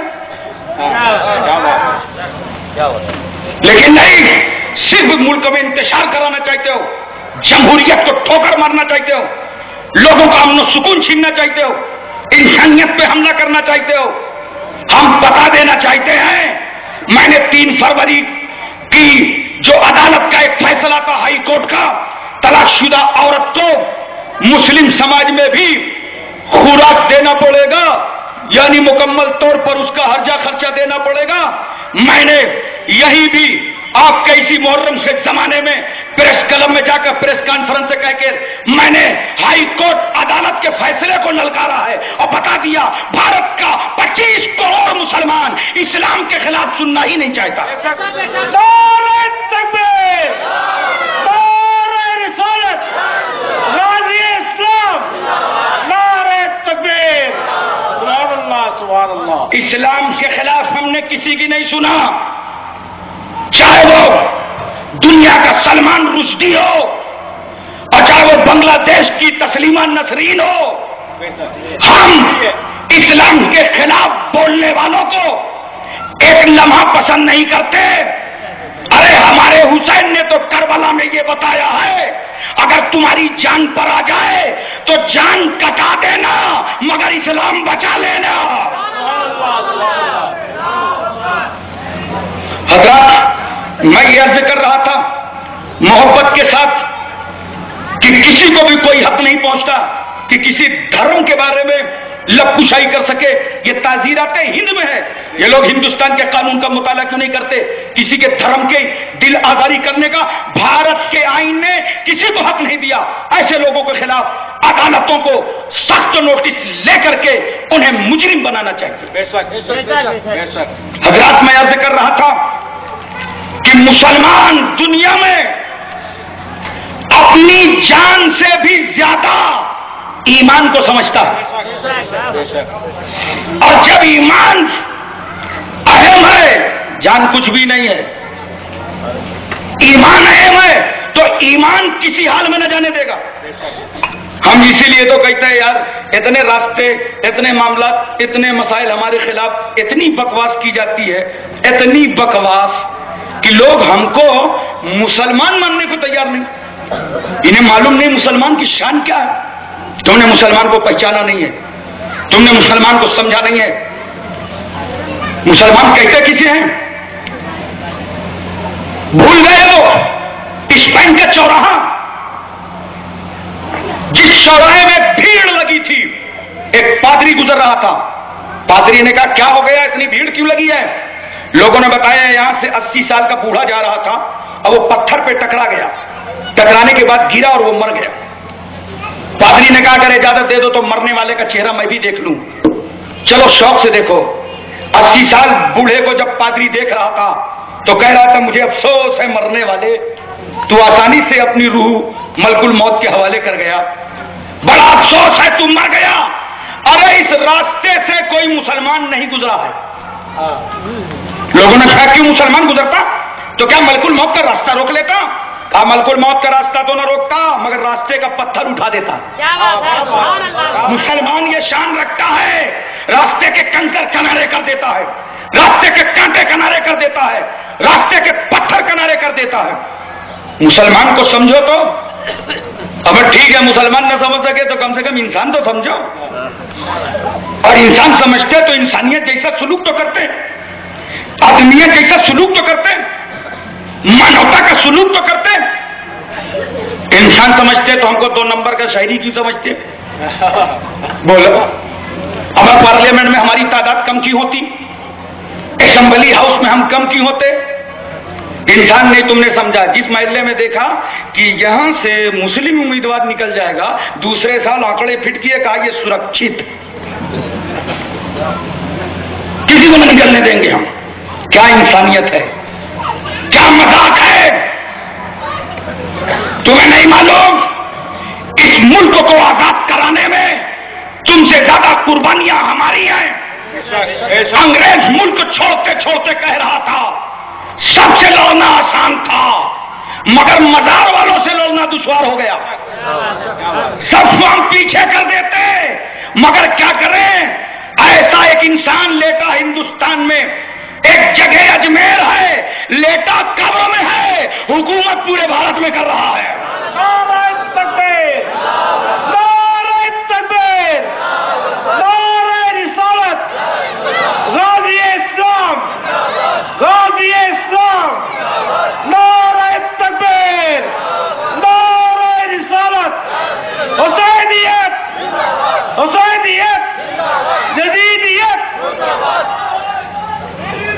इंसान तो समझो, हमें इंसान समझने का तो हक है। अगर इंसान समझते तो हम IPS अफसर क्यों नहीं नजर आते? किसी नौकरी में नहीं है, एक में है, बिजली विभाग में। अब आप क्या कि क्या पोजीशन है, मैं तो कानपुर की बता रहा हूं। बेचारा खंबे में चढ़ा है, सीढ़ी पे खड़ा है, बचा तो बचा नहीं, नीचे पड़ा है।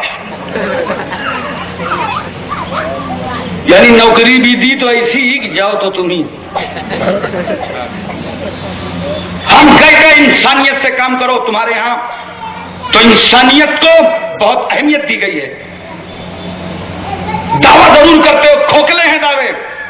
इंसानियत इस्लाम सिखाता है, आदमियत इस्लाम सिखाता है, मानवता इस्लाम सिखाता है। अरे हम एक रिक्वेस्ट करेंगे यार, ठीक है, ना मुसलमान समझ सके हमको, ना इंसान समझ सके हमको, तो कम से कम ख्वाजा गरीब नवाज का ऊंट तो समझा। क्या बात बोलो, अगर गरीब नवाज ने जिन ऊंटों को बैठाया उन्हें कोई उठा पाया? अरे मोहब्बत से बताओ, जिन्हें गरीब नवाज ने बैठाया उन्हें कोई उठा सका? तो तुम भूल गए कि जिन ऊंटों को गरीब नवाज बैठा दे, जब कोई उसे नहीं उठा पाता तो हमको तो भारत में बसाया ही गरीब नवाज ने है। हमें तो यहां रखा ही गरीब नवाज ने है। हम भारत से नहीं जा सकते जब तक गरीब नवाज का आस्थाना रहेगा, मखदूम अशरफ की चौखट रहेगी, साबिर कलियरी का मज़ार अक़दस रहेगा, इमाम अहमद रज़ा का आस्थाना रहेगा, बाबा चादाजुद्दीन की चौखट रहेगी।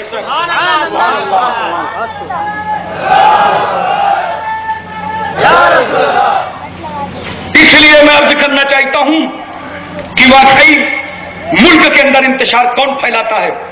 हुसैनी कभी यह दिमाग नहीं रखता। हम अपने एक पड़ोसी को कांटा लग जाए, यह हमसे नाकाबिले बर्दाश्त है। हम किसी इंसान को बर्दाश्त नहीं करते कि उसे जुल्म की ढाल बनाया जाए। हमने करबला से यही सीखा है। सर कटा करके हमने इंसानियत को जिंदगी दी है, सर दे करके हमने इंसानियत को आगे बढ़ाया है। मुल्क में तुम ही फितनो फसाद करते हो। पिछले दिनों में देखा नहीं क्या कर रहे थे, त्रिशूल बांटने लगे लोग। अब एक तालाब के सारे खंभे उखाड़ लाए। ये कौन सी इंसानियत है? गवर्नमेंट को क्यों नुकसान पहुंचा रहेगा? हमने क्या नुकसान पहुंचाया? बोलो। जगह जगह धरना तुम दो, बंद तुम करो, दुकानें बंद करो, बस स्टॉप बंद करो, रेल की पटरी उखाड़ के फेंक दो, ये इंसानियत है? बोलो। मुसलमान ने कभी रेल की पटरी उखाड़ी हो तो बताओ, कभी हमने आग लगाई हो तो बताओ। क्यों? हमारा धर्म इंसानियत पसंद है, हमारा मतलब इंसानियत पसंद है। हम इंसानियत से बाहर कोई काम नहीं कर सकते। रास्ते रोक दो, बस में बच्चे बिलक बिलक करके दूध और पानी से मर जाएं, इस्लाम ऐसी चीजों पर लानत करता है। इस्लाम तो रहमत बन करके आया है। इस्लाम बरकत का मजहब है। जिस दौर में तुमने मुल्क का अमन गारत करने की कोशिश की थी और हिंदुस्तान में तुमने त्रिशूल बांटे थे, तो हमने उस वक्त मदारों से फूल बांटे थे कि तुम मुल्क को बर्बाद करने के लिए हथियार बांट रहे हो और हम मुल्क को आबाद करने के लिए फूल बांट रहे हैं। कसम खुदा की, जितने तुमने त्रिशूल बांटे थे, इतने अगर फूल बांट देते तो पूरा भारत महक उठता। नारे तकबीर, नारे रिसालत, गाज़ी-ए इस्लाम, नारे तकबीर, सुभान अल्लाह। इसलिए मैं अर्ज़ करना चाहता हूं दोस्तों, जब तक हम हुसैन का जिक्र करते रहेंगे तब तक हमें गला कटाने का हौसला मिलता रहेगा, हमें औलादें देकर इस्लाम बचाने का हौसला मिलता रहेगा, हमें जानो माल कुर्बान करके इस्लाम की हिफाजत का हौसला मिलता रहेगा। और सुनो, अल्लाह की राह में मरना बहुत शान की बात है। मरने वाले सभी मरते हैं। कोई बीवी की मोहब्बत में मर गया, कोई रिश्तेदारों की मोहब्बत में मर गया, कोई मोहब्बत ही मोहब्बत में मर गया, मगर कुर्बान जाओ। मरना ही है तो इस्लाम की मोहब्बत में मरो, शरीयत की मोहब्बत में मरो। जब हुसैन शरीयत और इस्लाम की मोहब्बत पर अपना खून बहा चुके तो हाफिजों के सीने के कुरान ने कह दिया वला तहसबन्न अल्लज़ीना क़ुतिलू फी सबीलिल्लाहि अमवाता। आए लोगों, इन्हें मुर्दा कहना तो बड़ी बात, मुर्दा गुमान भी न करो, न मुर्दा कहो और न मुर्दा गुमान करो, बल्कि ये जिंदा है। हमने सोचा हो सकता है कुरान ने हमें अदब बताया कि मुर्दा तो हैं, मगर अदब यह है कि मुर्दा ना कहो। अब ऐसे समझो जैसे आपके सामने से कोई लंगड़ा निकला, लंगड़ाता हुआ बच्चे चिल्ला उठे, अबे लंगड़ा जा रहा है। फौरन अय्यूब साहब सदर खड़े हो गए, एक तमाचा मारा, चुप, तेरे बाप की उम्र का उसको लंगड़ा कह रहा है, अदब के खिलाफ है। हमने कहा क्यों लंगड़ा नहीं था? कहीं था हजरत, मगर ये तो बेअदबी है लंगड़े को लंगड़ा कहना। बोलो है कि नहीं है? एक बहरा जा रहा हो, बच्चे चिल्लाते अबे बहरा जा रहा है, आप खड़े हो जाएंगे, जुबान रोको, बहरा है कहना नहीं, अदब के खिलाफ है। कोई नबीना हो, आप पूछने अगर इसमें अंधा जा रहा है, हाजी रजब अली साहब खड़े हो जाएंगे, चुप अंधा मत कहना, तेरे दादा की उम्र का है। हमने कहा नहीं अंधा तो है, कहा है तो मगर कहा नहीं जाएगा। ये अदब के खिलाफ है, ये इंसानियत के खिलाफ है, ये आदमियत के खिलाफ है, ये मानवता के खिलाफ है। हम समझ गए कुरान ने कहा इन्हें मुर्दा न कहो और न मुर्दा गुमान करो। हमने कहा क्यों न कहें, खून बह गया है, लाश कट गई है, सर अलग है, धड़ अलग है, बाजू फटे हैं, नस कट गई है, अब भी मुर्दा न कहें, दिल की धड़कन खामोश है, कोई मिजाज जिंदगी का नहीं है। कहा कुरान हमें तू अदब बता रहा है क्या कि अदब ये कहता है कि इन्हें मुर्दा न कहो? कुरान ने कहा हम तुझे अदब तो सिखाते ही है मुसलमान, मगर सुन देख इनकी जिंदगी ऐसी है, ऐसे ये जिंदा है, ऐसे जिंदा है, ये शोदा इस तरह जिंदा है, इंदा रब्बिहिम युर्ज़क़ून, ये अपने रब के पास से रोजी पाते हैं, ऐसे जिंदा हैं। अदब भी बताया है और हकीकत भी बताया है कुरान ने, वाकई जिंदा हैं। लेकिन आप सोच रहे होंगे कि यार अगर वो जिंदा हैं तो जमीन पर कभी चलते नहीं देखा, सोते नहीं देखा, आते जाते नहीं देखा, बिस्तर पर लेटे नहीं देखा, अपनी कब्रों में है फिर भी जिंदा है, मजारों में फिर भी जिंदा है। हमने कहा कुरान का मिजाज समझने के लिए कुरान पढ़ो।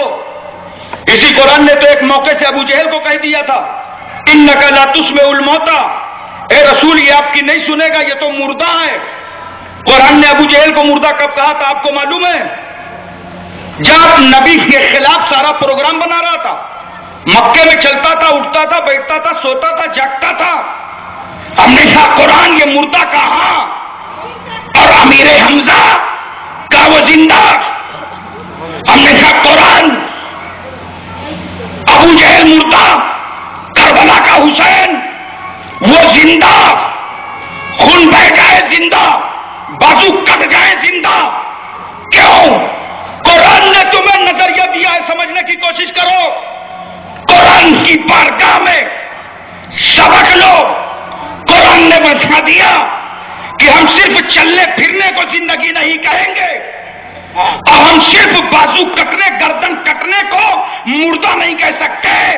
हमारे यहाँ तो रसूल की मोहब्बत जिंदगी है, नबी का इश्क जिंदगी है, नबी की वफादारी जिंदगी है, नबी से प्यार जिंदगी है, नबी की दुश्मनी दिल को, जो दुश्मन है नबी का वो मुर्दा है, जो गद्दार है नबी का वो मुर्दा है, जो बेवफा है नबी का वो मुर्दा है। तो यहीं से पता चल गया कि रसूल की मोहब्बत कल मैदान बद्र में भी जिंदा थी, रसूल की मोहब्बत मैदान करबला में भी जिंदा थी, और आज रायपुर में जिन लोगों के दिलों में रसूल की मोहब्बत है वो मोहब्बत आज रायपुर में जिंदा है।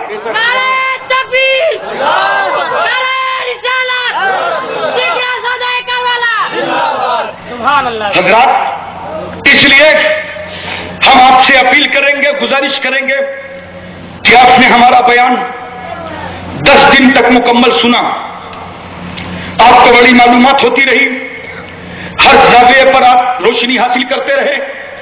लेकिन दोस्त, जाते जाते एक पैगाम दे रहा हूं कि वाकई अगर हुसैन से हमदर्दी है, हुसैन से मोहब्बत है, حسین سے پیار ہے تو آج کے اس اجلاس میں طے کر لو کہ حسین جس سجدے کو بچانے کے لیے تم نے نماز میں گلا کٹایا ہے اس سجدے کو ہم ہر لمحہ ادا کریں گے.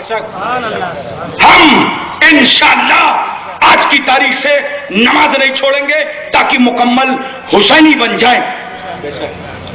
میں کہتا ہوں واقعی اگر تم پابندی سے مسلمانوں نماز پڑھنے لگو اتنی پریشانی تھوڑے ہو جانے کتنے لوگ گھبرا کے بھاگ جائیں. ابے 2 کروڑ سردار ہیں ملک میں, اگر 5 سردار آ جائیں تو وہی نظر آئیں گے, وہ بالی ہی نہیں بنواتے. اور تم صرف الحمدللہ اگر داڑھی رکھ لو تو کسی کی خیریت ہی نہ ہو. بولو, ایک آدمی نے داڑھی رکھا تو پورا امریکہ ہل کے رہ گیا. ایک نوجوان نے مجھ سے کہا حضرت داڑھی تو رکھ لیں, مصیبت تو یہ ہے رشتے نہیں آتے. شادی کا بہت بڑا پرابلم ہے.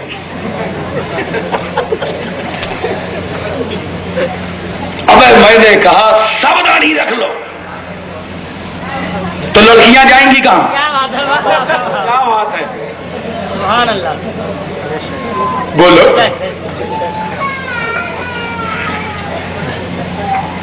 سنو دوستو, داڑھی کا فیض تم نے نہیں دیکھا, ایسی سنت ہے سبحان اللہ. ہر نبی نے داڑھی رکھا, ہر ولی نے داڑھی رکھا, اہل بیت نے داڑھی رکھا, امام نے داڑھی رکھا, کربلا والوں نے داڑھی رکھا, کچوسا والوں نے داڑھی رکھا, بریلی والوں نے داڑھی رکھا. بولو, ہمیں جس نے رکھا اس کو اللہ نے پوری دنیا میں محفوظ رکھا. ہم تو کبھی کبھی راستے میں اگر کھڑے ہو نا, جانے کتنے لوگ گاڑی لا کے کھڑی کر دیتے ہیں, حضرت کہاں ہیں بچی. اور ایک بات اور بتاؤ, بہت آسان ہے. تم 77 سال میں اتنی کٹاتے ہو گھٹاتے ہو, بات تو بہت تک کٹ ڈالتے ہیں. 77 سال میں پینٹ شرٹ پہن کے داڑھی کٹا کے آ جاؤ, اگر SSP شہر آ جائے تو دیکھو گے تو اندر ہو جاؤ گے, کچھ پوچھ نہ لے, کوئی مسئلہ نہ ہو. اور میں کہتا ہوں تم 25 سال کی عمر میں ہو, 40 سال کی عمر میں ہو, چہرے میں داڑھی لگ کر کے آ جاؤ گے, اور آنے کے بعد تم اس افسر کے سر پہ ہاتھ رکھ کے کہہ سکتے ہو, وہ کہے گا چچا کیا کروں, تو کہنا بیٹا سمجھ لینا, یہ داڑھی کی برکت ہے, تمہارے اندر کون سا کمال تھا. میں بولو محبت سے بتا ذرا تھا. الحمدللہ, اسی لیے میں کہتا ہوں کہ اگر آج ہر مسلمان داڑھی ہی رکھ لے تو جانے کتنوں کو خیریت معلوم ہو جائے. عمل کرو اپنے شریعت پر, عمل کرو اپنے اسلام پر. ابھی کیا یار زمانہ بھول گئے, ہم زیادہ پرانے تھوڑے ہیں, 1400 سال پہلے آئے تھے, ہے کہ نہیں. اور الحمدللہ آج پوری دنیا میں نظر آ رہے ہیں. ایک صاحب نے بکواس کر ڈالی سنگھل نے, میں کہتا ہوں اس سنگھل کے لیے تو ہمارے حاجی رجب علی سنگل ہی ہے کافی ہے.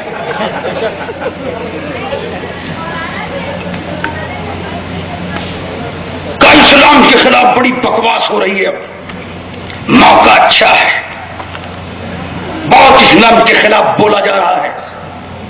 ہم بہت دن سے اسلام کے خلاف بکواس کرتے چلے آئے ہیں,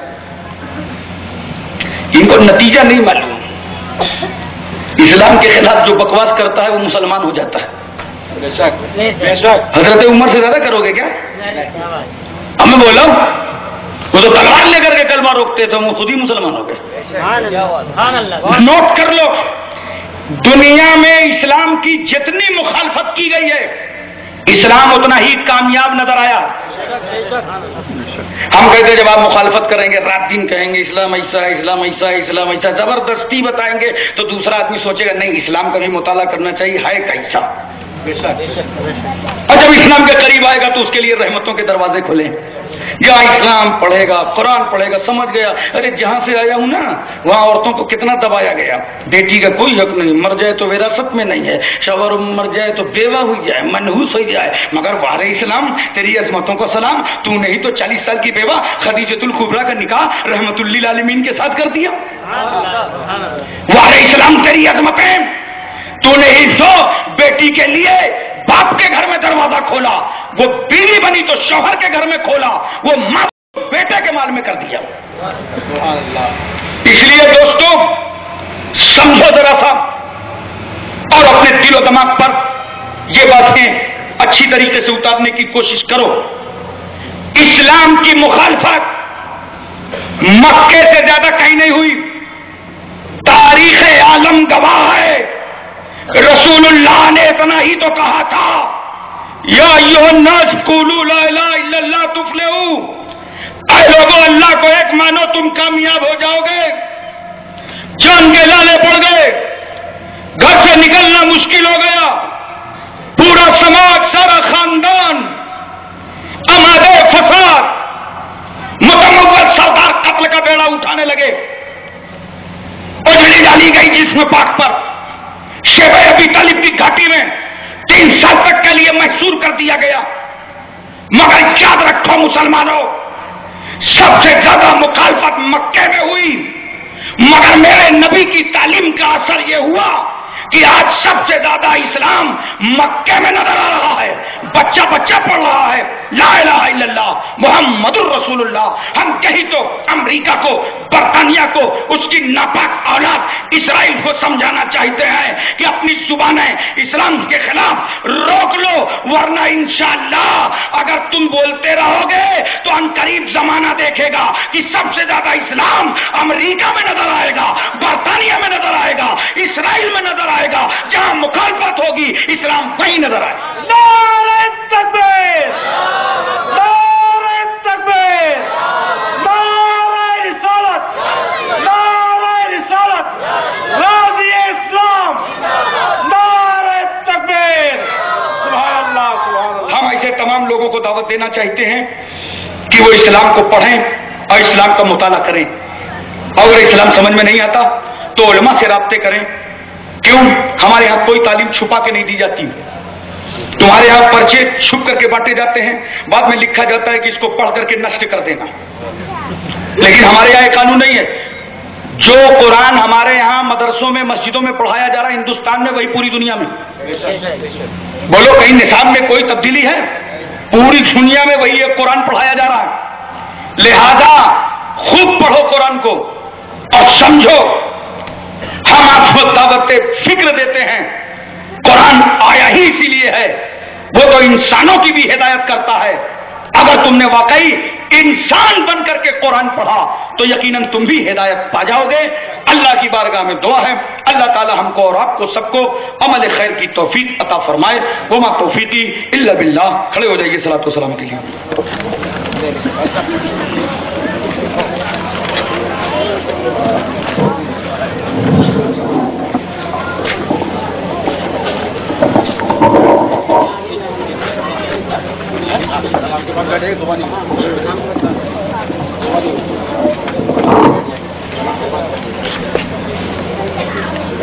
صلی علی سیدنا خیر الانام، میرے نبی پر لاکھوں سلام۔ صلی علی سیدنا خیر الانام، میرے نبی پر لاکھوں سلام۔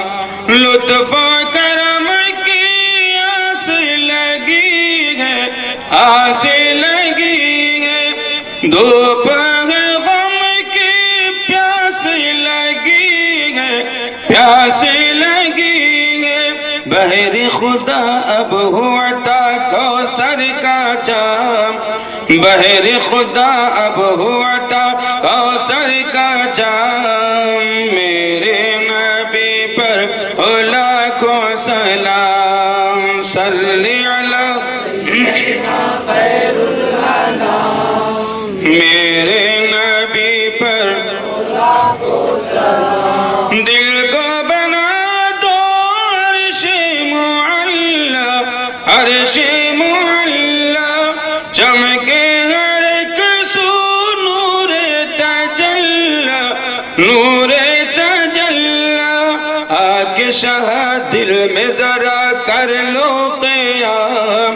آکے شاہ دل میں ذرا کر لو قیام میرے نبی پر ہو لاکھوں سلام صلی علی سیدنا خیر الانام میرے نبی پر ہو لاکھوں سلام جو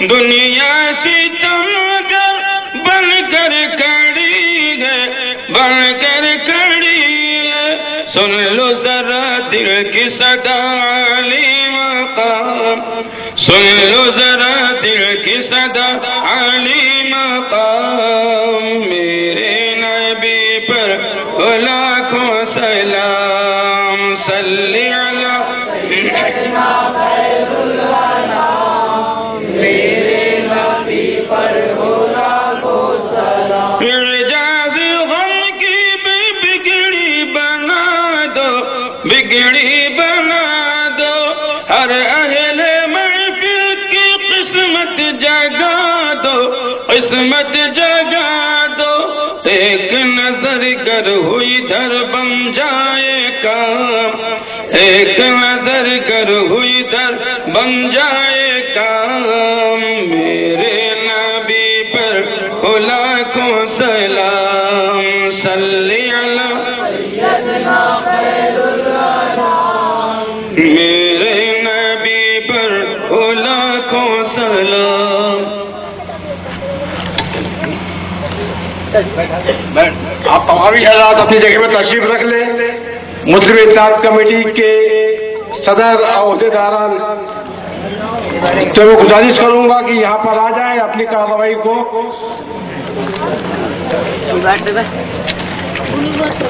اور حضرت اب میں مسلم اتحاد 45 منٹ پر قربہ کے لیے روانہ ہوں گے آپ تمامی حضرات سے گزارش ہے کہ حضرت کے استقبال کے لیے 6:45 پر اسٹیشن میں تشریف لائیں یا یہاں ساتھ میں چلیں اب میں مسلم اتحاد کمیٹی کے صدر جناب محمد ایوب الشفیع سے گزارش کروں گا کہ وہ آئیں اور علامہ الحاج محمد عمران الشفیع صاحب قبلہ خلیفہ حضور شیخ الاسلام والمسلمین کا پھولوں سے استقبال کریں نعرہ تکبیر نعرہ رسالت علماء اہل سنت نعرہ تکبیر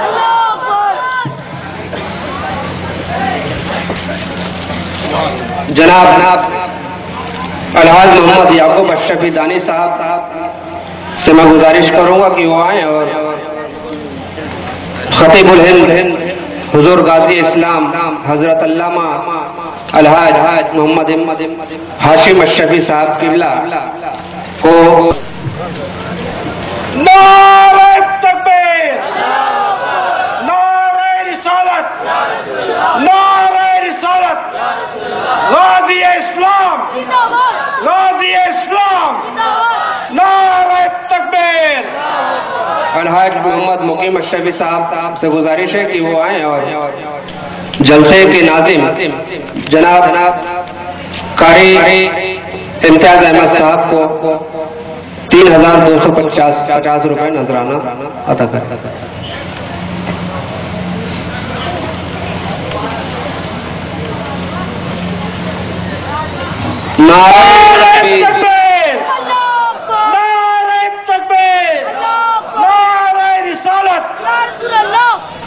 یہ جو آپ اسٹیج اور روشنی مائک وغیرہ کا انتظام دیکھ رہے ہیں اس کام کو جو انجام دیا ہے بھارت شامیانہ والے جناب جبار بھائی یہاں پر تشریف لائیں اسٹیج میں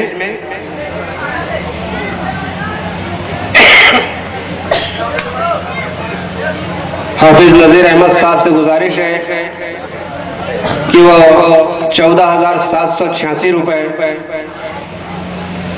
اور 500 روپے انعام بتاؤ جیسا کہ رواج ہے ہر سال دیا جاتا ہے اسے جبار بھائی کو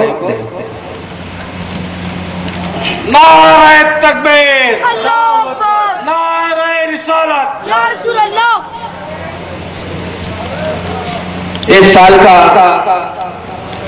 جو مسلم اتحاد کمیٹی کو اس محفل کو منعقد کرنے کے لیے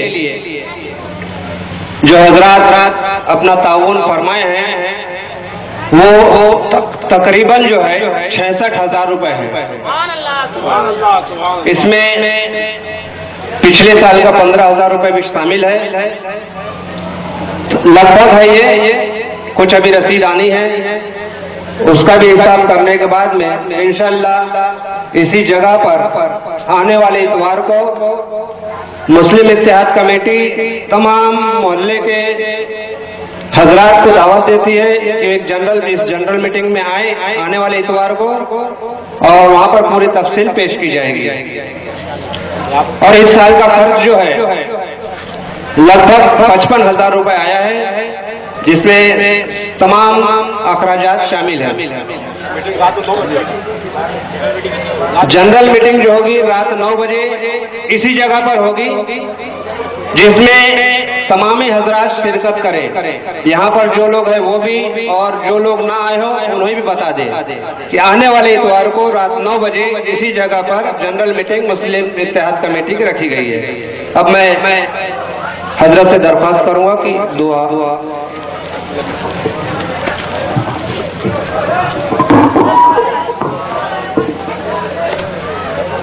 آپ ادھر بیٹھیے نا، دعا دیں.